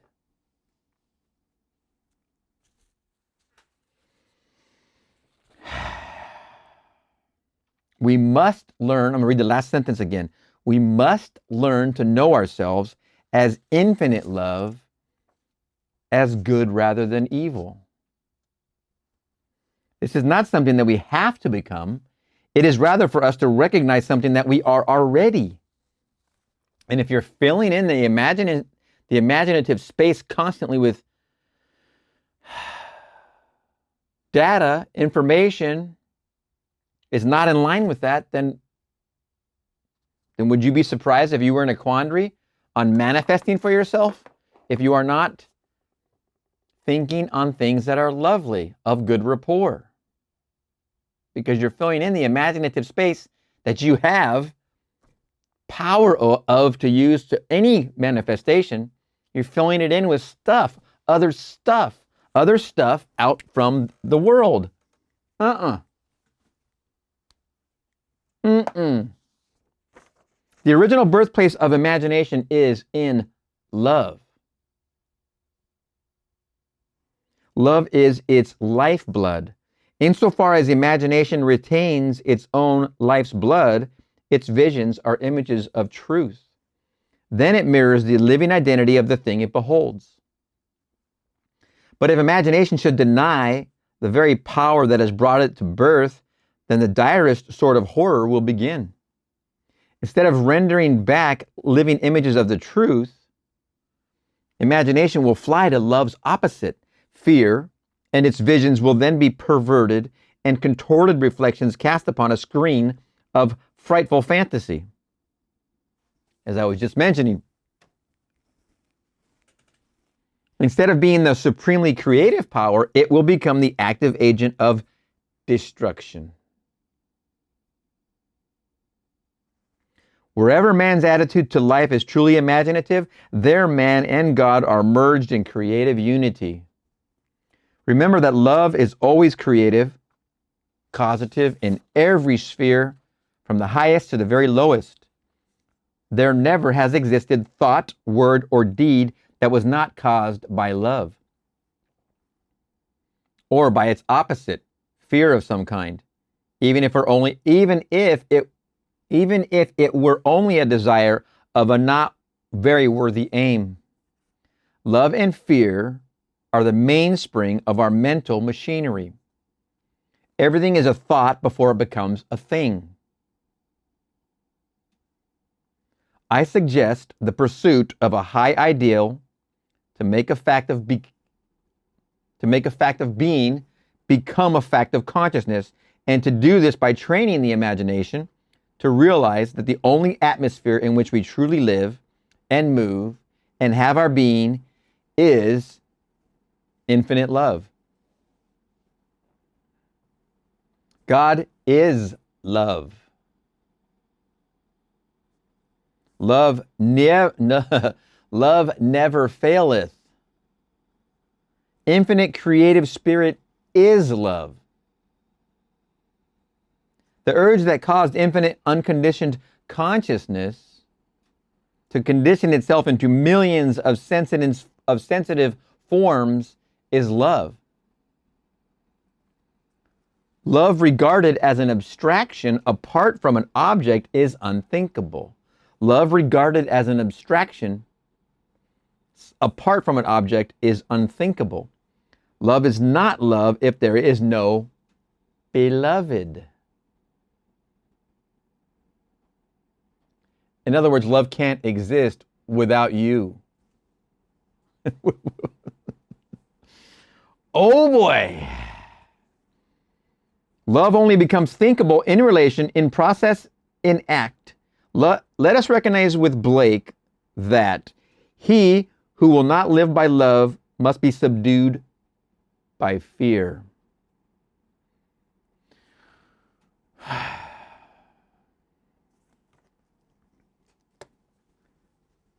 We're not subdued by fear.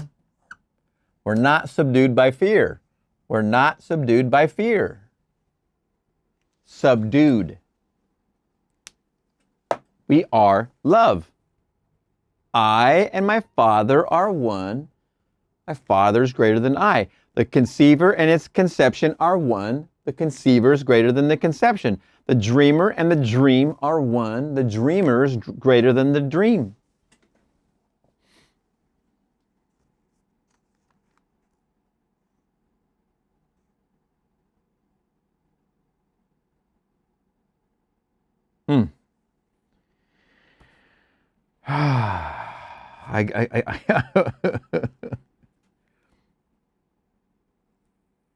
Let us recognize with Blake that he who will not live by love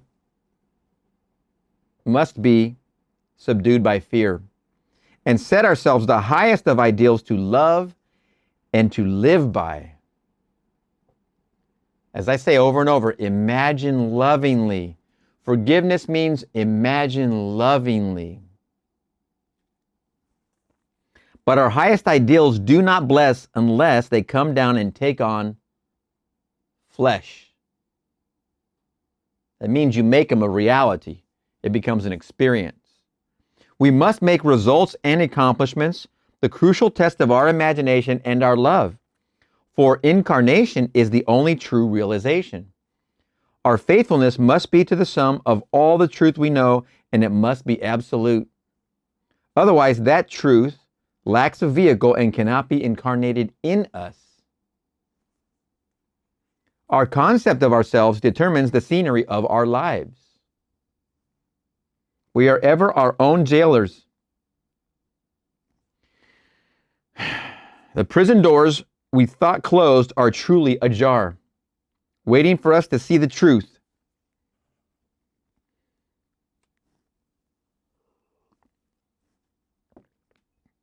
Man ever surrounds himself with the true image of himself. Said Emerson, every spirit builds itself a house, and beyond its house a world, and beyond its world a heaven. Know then that the world exists for you. For you, the phenomenon is perfect. What we are that only we can see. Or what we are that only can we see. All that Adam had, all the Caesar could, you have and can do. Adam called his house heaven and earth. Caesar called his house Rome. You perhaps call yours a cobbler's trade, or 100 acres of land, or a scholar's garret. Yet line for line and point for point, your dominion is as great as theirs. Though without such fine names, build therefore your own world, and as fast as you build therefore your own world, and as fast as you conform your life to the pure idea in your mind, that will unfold its great proportions. The truth is our secret inward reality, the cause, the meaning, the relation of our lives to all things. Let the truth carry us heavenwards, expanding our conceptions, increasing our understanding until we know the truth and are made free. Man, oh man.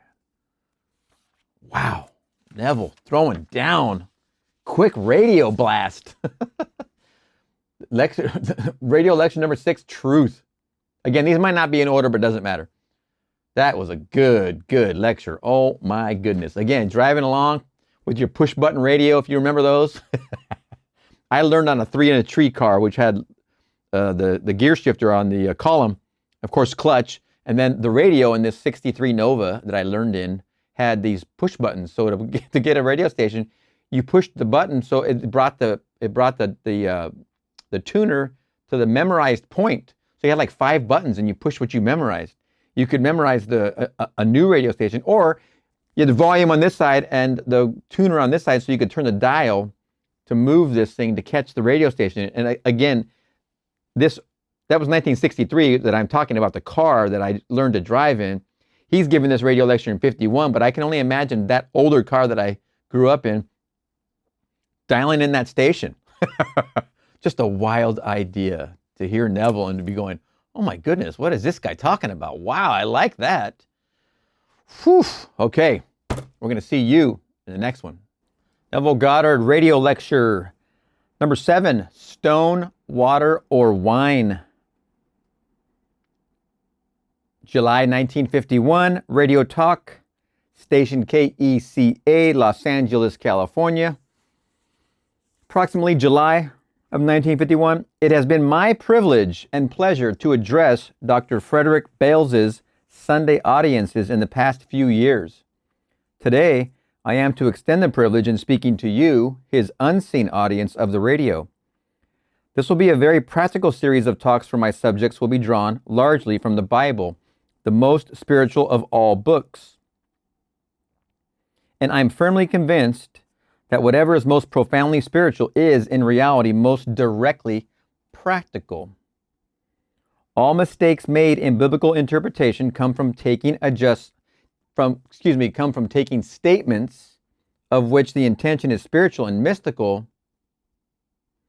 and applying those principles or states to persons, places, or times instead. In one sense, not one word of Scripture is true according to the letter. Yet I say that every word is true, but the Scriptures are true only as He intended them that spoke them. They are true as God meant them, not as man will have them. A spiritual and symbolical interpretation alone yields truth, whilst a literal acceptation profits nothing. The Bible contains historical elements, but these are always used as picture language of great ideas. The gospel narrative is to be studied in order that we may know. It does not convey knowledge immediately. Getting to know is a gradual process, a progressive inner experience. God reveals Himself within us as we are able to receive Him. The deep meanings have always been recognized, partially by a few, as will be found by consulting the writings of the seers of all past ages. In assigning to the Bible its proper meaning, it is necessary to remember that as mystical scriptures, it deals primarily not with material things or persons, but with spiritual significations. The Bible is addressed not to the outer sense or reason, but to the soul. Its object is not to give an historical account of physical life, but to exhibit the spiritual possibilities of humanity at large. For religion is not in its nature historical and dependent upon actual sensible events, but consists in processes such as faith and redemption. These, being interior to all men, subsist irrespective of what any particular man has at any time done. The perennial value of the Bible is its symbolic value. There are great controversies as to what is and what is not historical in the Bible. But let us remember that if we could settle all the historical questions tomorrow, that would not give us religion, nor would it give the Bible abiding value. Everything depends upon our finding the symbolical value of the facts. A fact of past history has nothing in it for present-day religion unless it stands forth as a symbol of a reality behind itself. The Bible is a revelation of truth expressed in divine symbolism. From the literal point of view, the wording may sometimes be confusing. It is the symbolism alone which is precious and worthy of our best efforts to elucidate. All Scripture was written from the inward mystery and not with a mystical sense put into it. The stories conceal an underlying meaning, and the task of Scripture interpretation is to discover these psychological truths which are expressed in this symbolism. We here are not concerned with the surface meaning of the Scripture, whether it be reasonable or absurd, for in no case does it constitute the inner truth we are seeking. Throughout the centuries, we have mistakenly taken personification for persons, allegory for history, the vehicle that conveyed the instruction for the instruction itself, and the gross first sense for the ultimate sense intended. In most of the little things of life, this confusion is of trivial consequence. But the error which arises when you carry the confusion into questions of greater moment, such as religion, assumes gigantic proportions. For centuries, men have sought eagerly for bits of evidence which might be related to the happenings described in the Bible. While most people believe that its characters lived, no proof of their lives on earth has ever been found and may never be found. This is unimportant, for the ancient teachers were not writing history, but an allegorical picture, lesson of certain basic principles, which they clothed in the garb of history.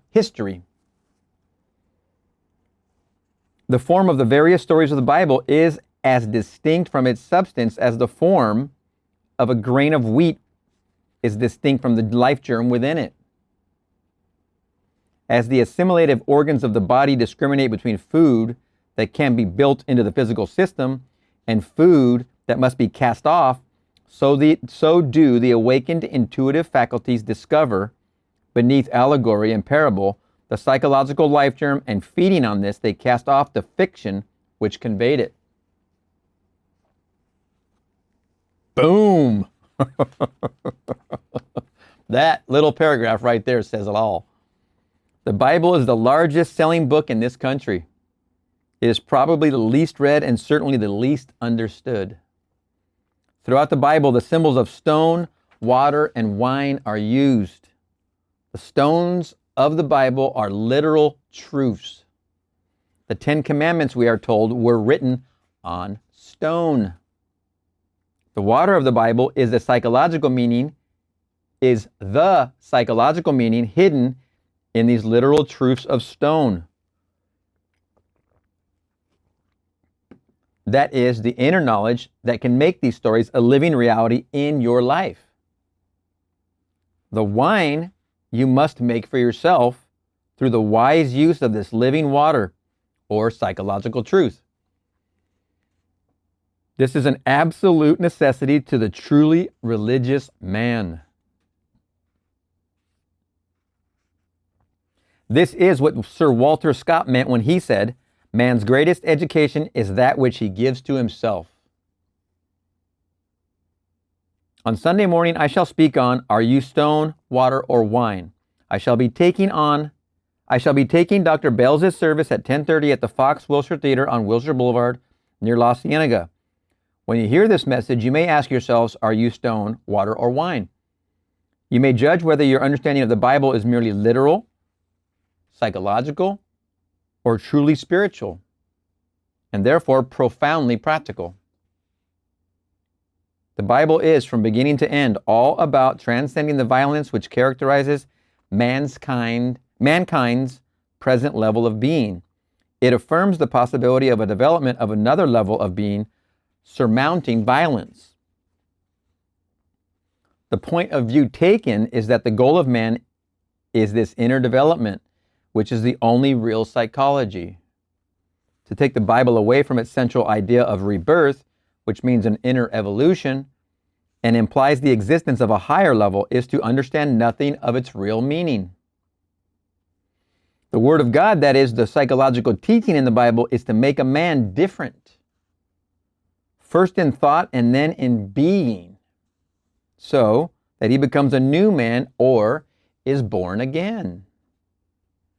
Whenever an entirely new attitude enters into a person's life, psychological rebirth to some extent has occurred. Man wants to be better, not different. The Bible speaks not of being better, but of another man, a man reborn. Except a man be born again, he cannot see the kingdom of God. Except a man be born of water and the Spirit, he cannot enter the kingdom of God. Marvel not that I said unto thee, ye must be born again. The Ten Commandments were written on tablets of stone for those incapable of seeing any deeper meaning.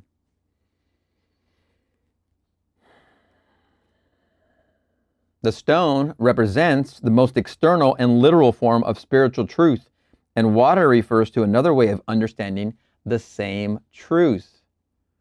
Wine or spirit is the highest form of understanding it. Such as men themselves are, such will God appear to them to be, wrote John Smith, the Cambridge Platonist. The God of the moralist is before all things a great judge and schoolmaster.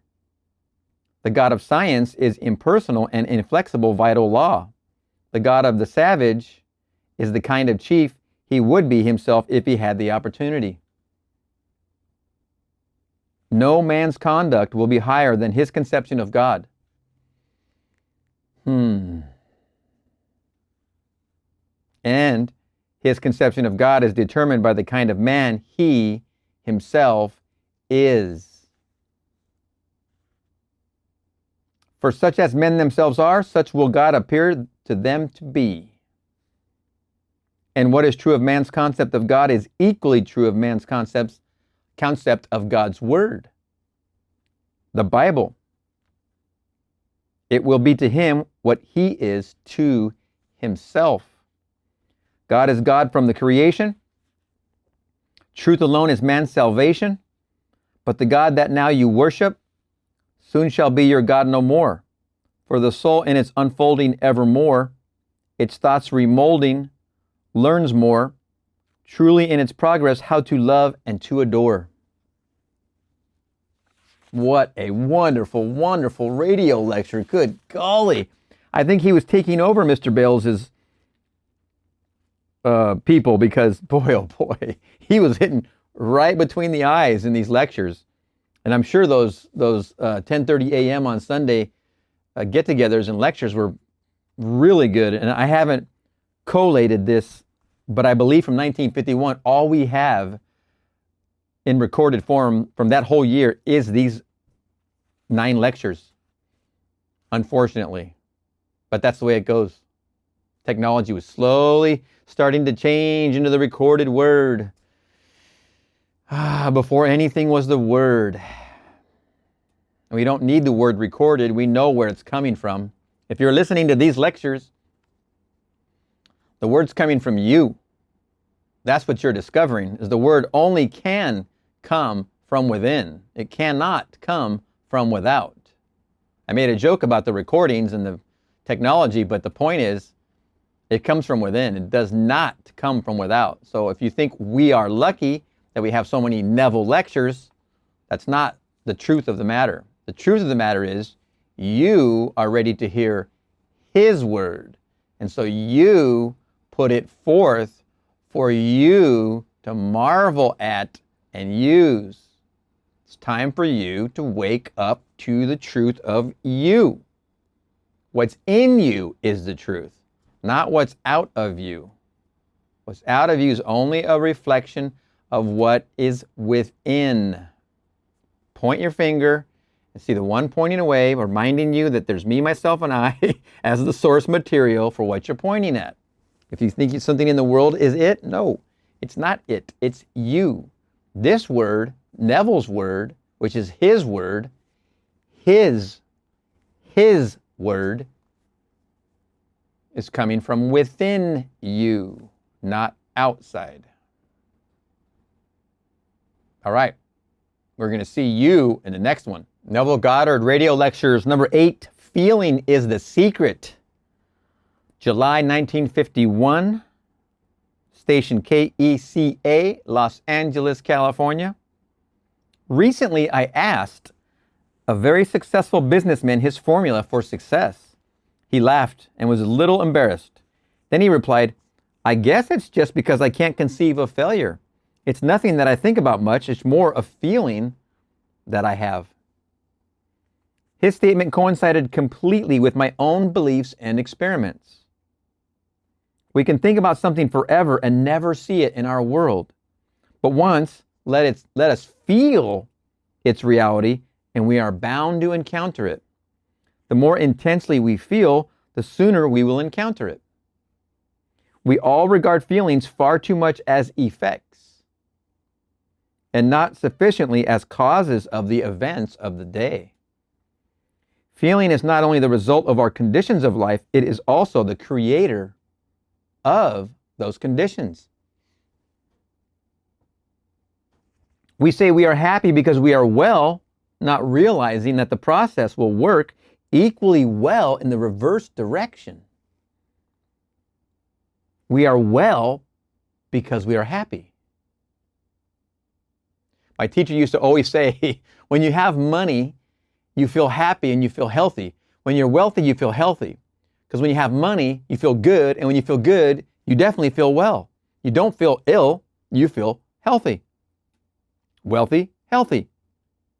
There seemed to be a direct effect between the two. We are happy because we are well, not realizing that the process will work equally in the reverse direction. We are well because we are happy. One can cause the other. We are all far too disciplined in our feelings. We are all far too undisciplined in our feelings, obviously.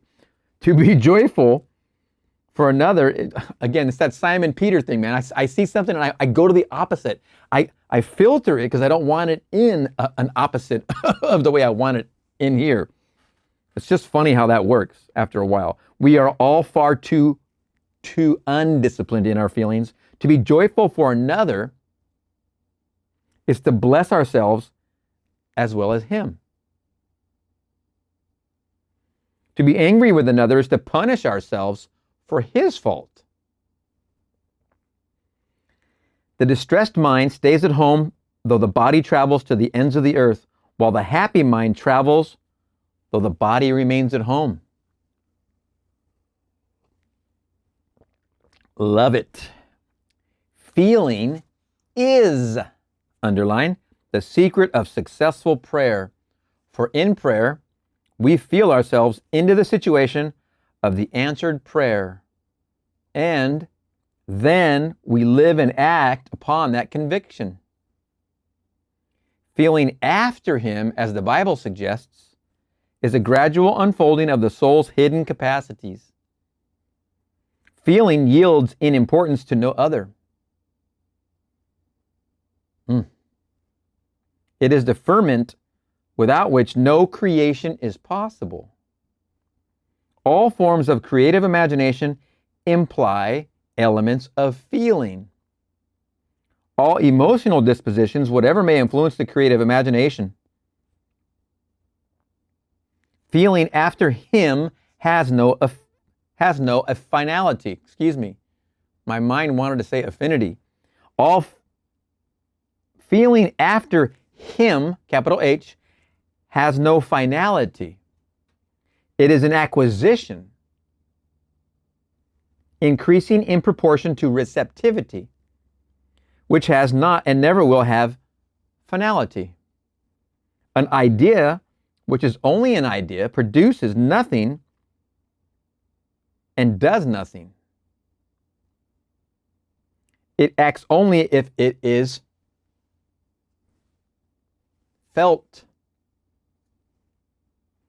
If it is accompanied by effective feeling.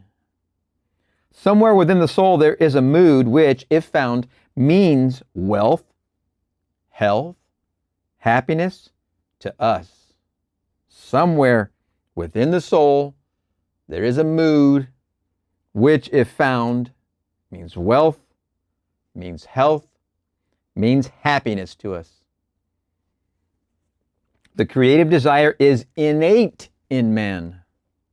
His whole happiness is involved in this impulse to create, because men do not perfectly feel the results of their prayers, are unsure when they might be perfectly sure. Because men do not perfectly feel the results of their prayers, are unsure when they might be perfectly sure. We read in Proverbs, "A merry heart doeth good like a medicine, but a broken spirit drieth the bones." Orchestral hearts burn in the oil of the lamp of the king. The Spirit sings unto the Lord a new song. All true prayer wears a glad countenance. The good are anointed with the oil of gladness above their fellows. Let us then watch our feelings, our reactions to the day's events. And let us guard our feelings even more zealously in the act of prayer. For prayer is the true creative state. Dignity indicates that man hears the greater music of life and moves to the tempo of its deeper meaning. If we did nothing but imagine and feel the lovely, the world's reform would at once be accomplished. Listen to that. If we did nothing but imagine and feel the lovely, the world's reform would be at once accomplished. He did say, if we. Many of the stories of the Bible deal exclusively with the power of imagination and feeling. Feeling after him is the cry of the truth seeker. Only imagination and feeling can restore the Eden from which experience has driven us. Feeling and imagination are the senses by which we perceive the beyond. Where knowledge ends, they begin. Every noble feeling of man is the opening for him of some door to the divine world. Let us measure men not by the height of their cities, but by the magnificence of their imaginations and feelings. Hear ye, hear ye. Wow. Let us turn our thought up to heaven and mix our imagination with the angels. The world that moves us is the one we imagine, not the world that surrounds us.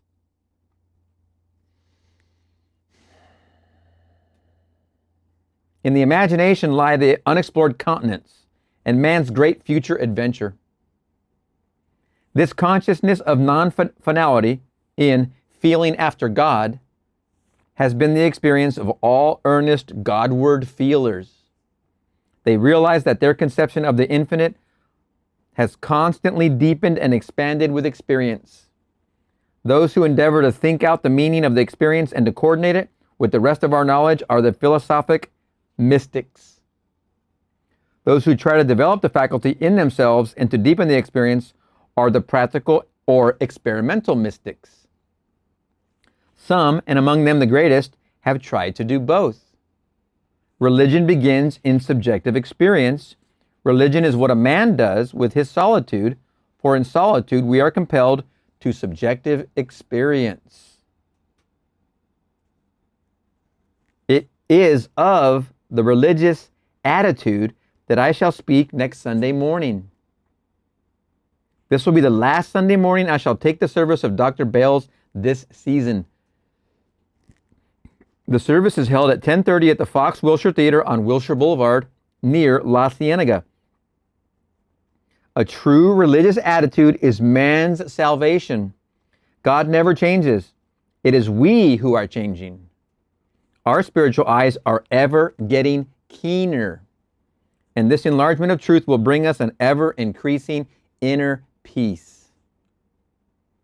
The best defense against the deceptive assault upon our mental and moral eyesight is the spiritual eye, or the eye of God.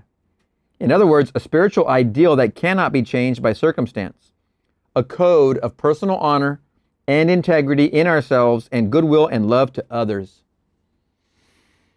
Not what thou art, nor what thou hast been, beholdeth God with his merciful eyes, but that thou wouldest be. Translated, the movie Cowboys and Aliens, Daniel Craig, Harrison Ford, the preacher whose name I forget again. He said, God doesn't care who you were, he only cares who you are. Loosely translated, that from this, not what thou art, nor what thou hast been, beholdeth God with his merciful eyes, but that thou wouldest be. There it is. Finally found it. Wow. That movie, the preacher's lines in that movie are grand, man. They're worth watching just up until his expiration. Through the veins, that movie has a lot of gold in it, believe it. Don't even not think it. It definitely has a lot of good stuff in it. Through the veins of the humblest man on earth runs the royal blood of being. Therefore, let us look at man through the eyes of imaginative love, which is really seen with the eye of God. Under the influence of the eye of God, the ideal rises up out of the actual as water is etherealized by the sun into the imagery cloudland. Things altogether distant are present to the spiritual eye.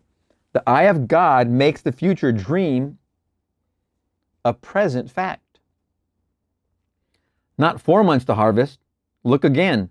If we persist in this scene, one day we will arise with the distance in our eyes, and all the stain stagnant nearby will suddenly be of no importance. We will brush it aside as we pass on to our far-seen objective. The man who really finds himself cannot do otherwise than let himself be guided by love. He is of two pure eyes to behold iniquity. Our ability to help others will be in proportion to our ability to control and help ourselves. And or the other way around, our ability to help ourselves will be in proportion to our ability to help others. The day a man achieves victory over himself, history will discover that to have been a victory over his enemy.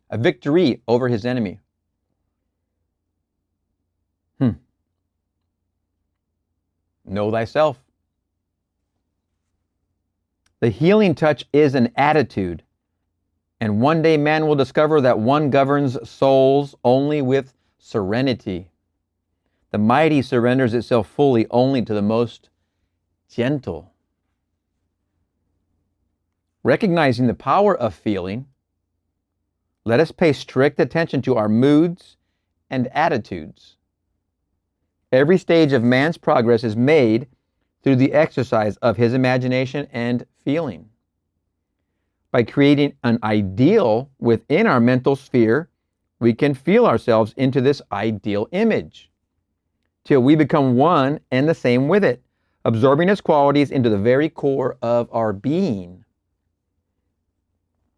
The solitary or captive can, by the intensity of his imagination and feeling, effect myriads so that he can act through many men and speak through many voices. Extend your feelers, trust your touch, participate in all flights of your imaginations, and be not afraid of your own sensitivities. The best way to feel another's good is to be more intensely aware of it. Be like my friend and have more of a feeling for the health, the wealth, the happiness you desire. Ideas do not bless unless they descend from heaven and take flesh. Make results or accomplishments the crucial test of true imagination. As you observe these results, you will determine to fill your images with love and to walk in a high and noble mood, for you will know with the poet, that which ye sow, ye reap. See yonder fields, the sesamum was sesamum, the corn was corn, the silence and the darkness knew, so is man's fate born. Oh my goodness. How do you feel after that one? 1951. Oh my gosh, he was really throwing down. I don't think he half-stepped, ever. I can't ever imagine him being afraid of saying it for what it is eternally worth. My goodness. Can you imagine all the lectures of 1951 that we don't have? Oh, I know we're only going to have what we're ready for because it's coming from within, as I said in the last lecture. What a wonderful, wonderful lecture. Feeling is the secret. So short and sweet. All right, we're going to see you in the next one. Neville Goddard Radio Lectures 1951. Number 9, the last one, affirm the reality of your own greatness. July 1951, Radio Talk 9, station KECA, Los Angeles. In the creation of a new way of life, we must begin at the beginning with our own individual regeneration. The formation of organizations, political bodies, religious bodies, social bodies is not enough. The trouble we see goes deeper than we perceive. The essential revolution must happen within ourselves. Everything depends on our attitude towards ourselves. Everything depends on our attitude toward ourselves. That which we will not affirm within ourselves can never develop in our world. This is the religion by which we live, for religion begins in subjective experience. Like charity, it begins at home. Be ye transformed by the renewing of your mind is the ancient formula, and there is no other. Everything depends upon man's attitude toward himself. That which he cannot or will not claim as true of himself can never evolve in his world. Man is constantly looking about his world and asking, what's to be done? What will happen? When he should ask himself, who am I? What is my concept of myself? If we wish to see the world a finer, greater place, we must affirm the reality of a finer, greater being within ourselves. It is the ultimate purpose of my teaching to point the road to this consummation. I'm trying to show you how the inner man must readjust himself, what must be the new premise of his life in order that he may lose his soul on the level he now knows and find it again on the high level he seeks. It is impossible for man to see other than the contents of his own consciousness. For nothing has existence for us save through the consciousness we have of it. The ideal man is always seeking a new incarnation, but unless we ourselves offer him human parentage, he is incapable of birth. We are the means whereby the redemption of nature from the law of cruelty is to be effected. The great purpose of consciousness is to effect this redemption. If we decline the burden and point to natural law as giving us conclusive proof that redemption of the world by imaginative love is something that can never come about, we simply nullify the purpose of our lives through want of faith. We reject the means, the only means, whereby this process of redemption must be effected. The only test of religion worth making is whether it is true born. Whether it springs from the deepest conviction of the individual, whether it is the fruit of inner experience. No religion is worthy of a man unless it gives him a deep and abiding sense that all is well, quite irrespective of what happens to him personally. The methods of mental and of spiritual knowledge are entirely different. For we know a thing mentally by looking at it from the outside, by comparing it with other things, by analyzing and defining it. Whitehead has defined religion as that which a man does with his solitude. I should like to add, I believe it is what a man is in his solitude. In our solitude, we are driven to subjective experience. It is then that we should imagine ourselves to be the ideal man we desire to see embodied in the world. If in our solitude we experience in our imagination what we would experience in reality had we achieved our goal, we will in time become transformed into the image of our ideal. Be renewed in the spirit of your mind, put on the new man, speak every man truth with this neighbor. With his neighbor. Let me repeat. Be renewed in the spirit of your mind, put on the new man, speak every man truth with his neighbor. The process of making a fact of being a fact of consciousness is by the renewing of our mind. We are told to change our thinking, but we can't change our thought unless we change our ideas. Our thoughts are the natural outpouring of our ideas, and our innermost ideas are the man himself. The end of longing is always to be, not to do. Be still and know. I am that which I desire. Strive always after being. External reforms are useless if your heart is not reformed. Heaven is entered not by curbing our passions, but rather by cultivating our virtues. An old idea is not thickly forgotten. It is crowded out by new ideas. It disappears when a wholly new and absorbing idea occupies our attention. Old habits of thinking and feeling, like dead oak leaves, hang on till they are pushed off by new ones. Creativeness is basically a deeper receptiveness, a keener susceptibility. The future dream must become a present fact in the mind of anyone who would alter his life. Every great outpicturing is preceded by a period of profound absorption. When that absorption is filled with our highest ideal, when we become that ideal, then we see it manifest in our world, and we realize that the present does not recede into the past, but advances into the future.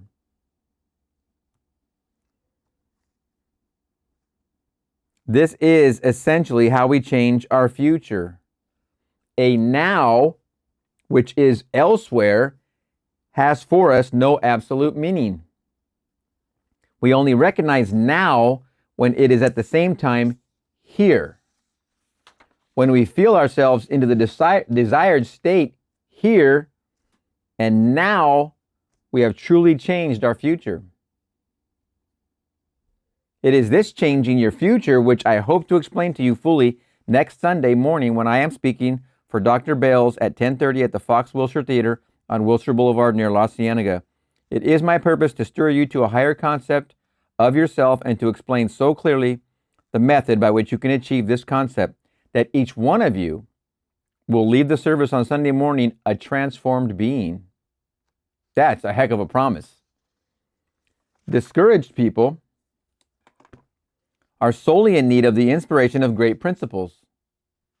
We must get back to first principles if we are to speak with a voice that will kindle the imagination and rouse the spirit. Again, I must repeat, in the creation of a new way of life. We must begin at the very beginning with our own individual regeneration.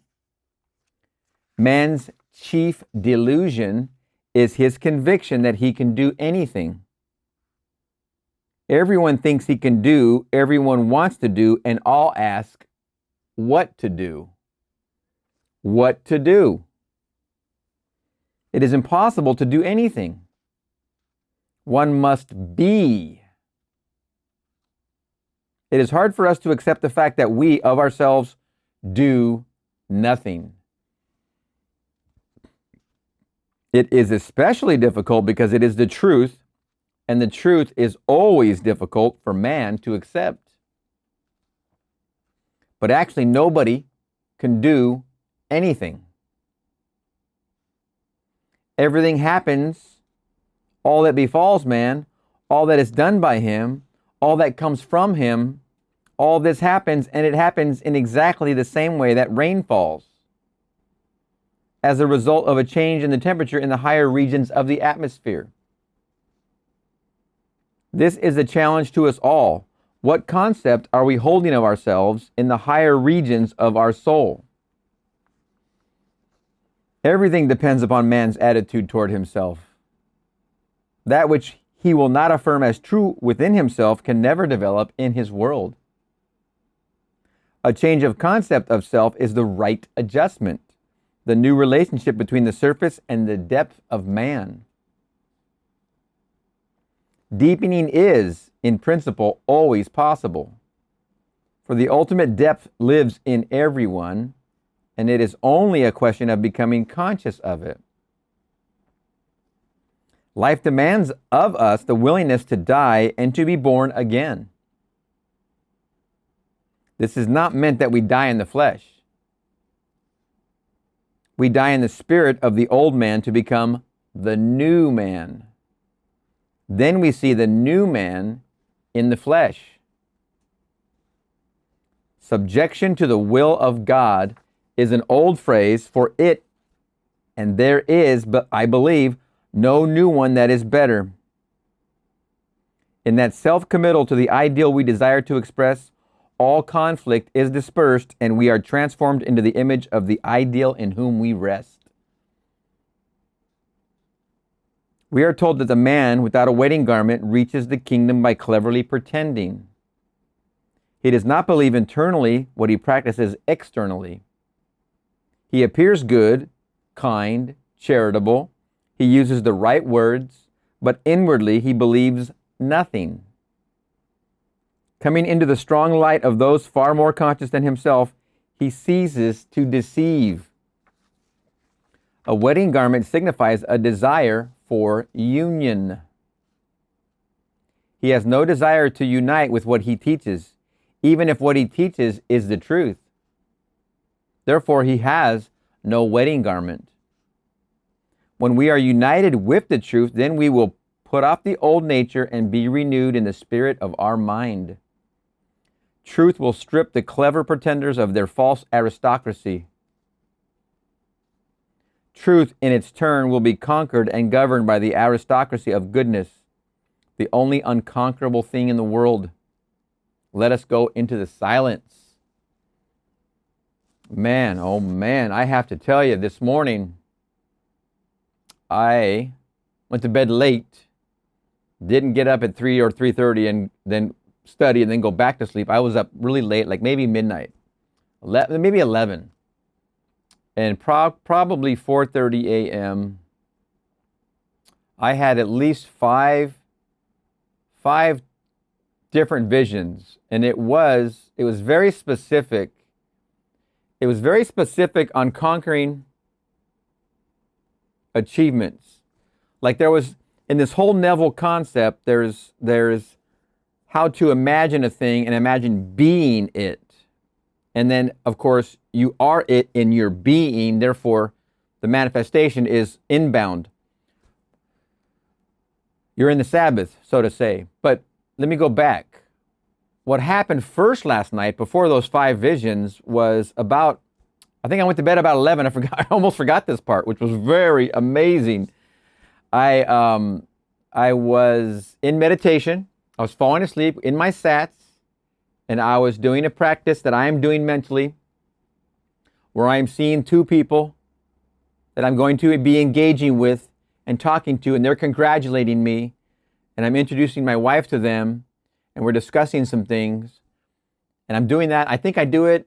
I drift off into a different pattern of whatever dream. I don't know. I'm just drifting. Then I catch it and I bring it right back, and I imagine these two guys I'm talking to, and they're congratulating me, and I'm introducing them to my wife. Then I'm drifting off again, and I go off somewhere else. Then I pull it back. I did this probably 3, 4, maybe 5 times, but I was very conscious of bringing it back. Like Neville getting back at the bottom of that gangplank when he's going to imagine himself going back to New York, getting on that boat with his daughter. The whole idea there. So about the 4th time, maybe 5th time, I was really very rested on my right side. And what happened was I came into this full consciousness, just like Neville's Army letter, Army approval, exactly the same, because I've been studying that. What's the lecture called? I want to say it's called Concepts of God or Concept of God, or I'll look it up. But I immediately woke up, and what happened in my mind was the idea filled my mind. It is done. You don't need to do anything else. It is done. Don't do anything else. That literally filled my mind, just like Neville's mind was filled. And the lecture, just so you know, is called Acts of God. I'm listening in there, and in there is some good stuff. Acts of God, 100 kW. Acts of God. And I'm listening to that lecture. And then I think it finished. I was in the sleep state, state akin to sleep, pulling it back to my imagining. And then I was fully aware, fully awake. It's done. You don't need to do anything else. It's done. And I was sitting there and I was like, oh man. I was trying to bring back the imagining of the scene, but it was totally deflated. It's done. It's literally in the Sabbath. And I was told that. I was told that as bright as I could say Neville was told that in his Army experience. I'm going to have to update you with this, and I'm not going to reveal anything until the actual update. So this will be later. You'll get this from me, but I'm totally transparent. I have nothing to hide about this. It's going to be a fun thing to reveal. But the point is, that overwhelming realization happened. I couldn't focus on sats anymore, so I had to get up. So I got up and I went to listen to a lecture. I studied for a little longer, and then I got tired, probably had 45 minutes to an hour, and then I went back to bed. Then overnight, probably went back to bed about midnight, I'm guessing, and then I had those basically 5 visions where, and this is hard to put into words. I'm just trying to give you the full realization in that state I was in. Was like as if there was these 5 different accomplishments that I knew. It was like I was in 4D again, but like these were like, I knew they were simple and easy to accomplish, and I just needed to put them right here on this shelf. I just needed to see them set. They're just set right there. This other one is set right there. Goals, ideas, desires. They were all different. There was 5 of them approximately. They were all different. And I was in a complete state of knowing that they were done. Like there's one, it's done. Here's one, I'm going to put it on the shelf right here, it's done. Here's one, and I was going over all 5 of these, and then I would finish the 5 of them and set them in their place, and know, I really literally knew it was done. And I knew the path to it being done. There was no blockade. There was nothing blocking. There was no lack of clarity of how these were going to be done, but they were done. They were 5 slices of being that I have access to that I just set. I set them, and I Ronco, set it and forget it. So I set it and I just forget it. I was literally in that, and this repeated quite a many times. I want to say I would go through all 5 of these things, and then I would come back to the beginning. Then I would reassure. Don't know why I needed that, because I was already in the Sabbath, so to say. I would reassure, or I would set it again, or I would touch it again. Then I would touch this other one. I probably did it maybe a total of 3 times. I'm going to guess. But these concepts of being were fully complete in each item. And these were completely different from each other. They were literally radically different from each other. They weren't similar. They were radically different from each other, all 5 of these things. It was very, very wonderful feeling. It was a comfort. It was a elation. It was a relief. It was a very comfortable, kind of feeling. No worries. No worries at all. You got this. Yeah, so that was my morning today. Today, what is today? Today's the recording of this. This is Tuesday, March 4th, all right? So that's when this happened this morning. So this video might come out in a day or two. So anyway, so that's it. That's what I want to give you an update on. I will update you on a few things there in future videos. Okay, we're going to see you in the next one.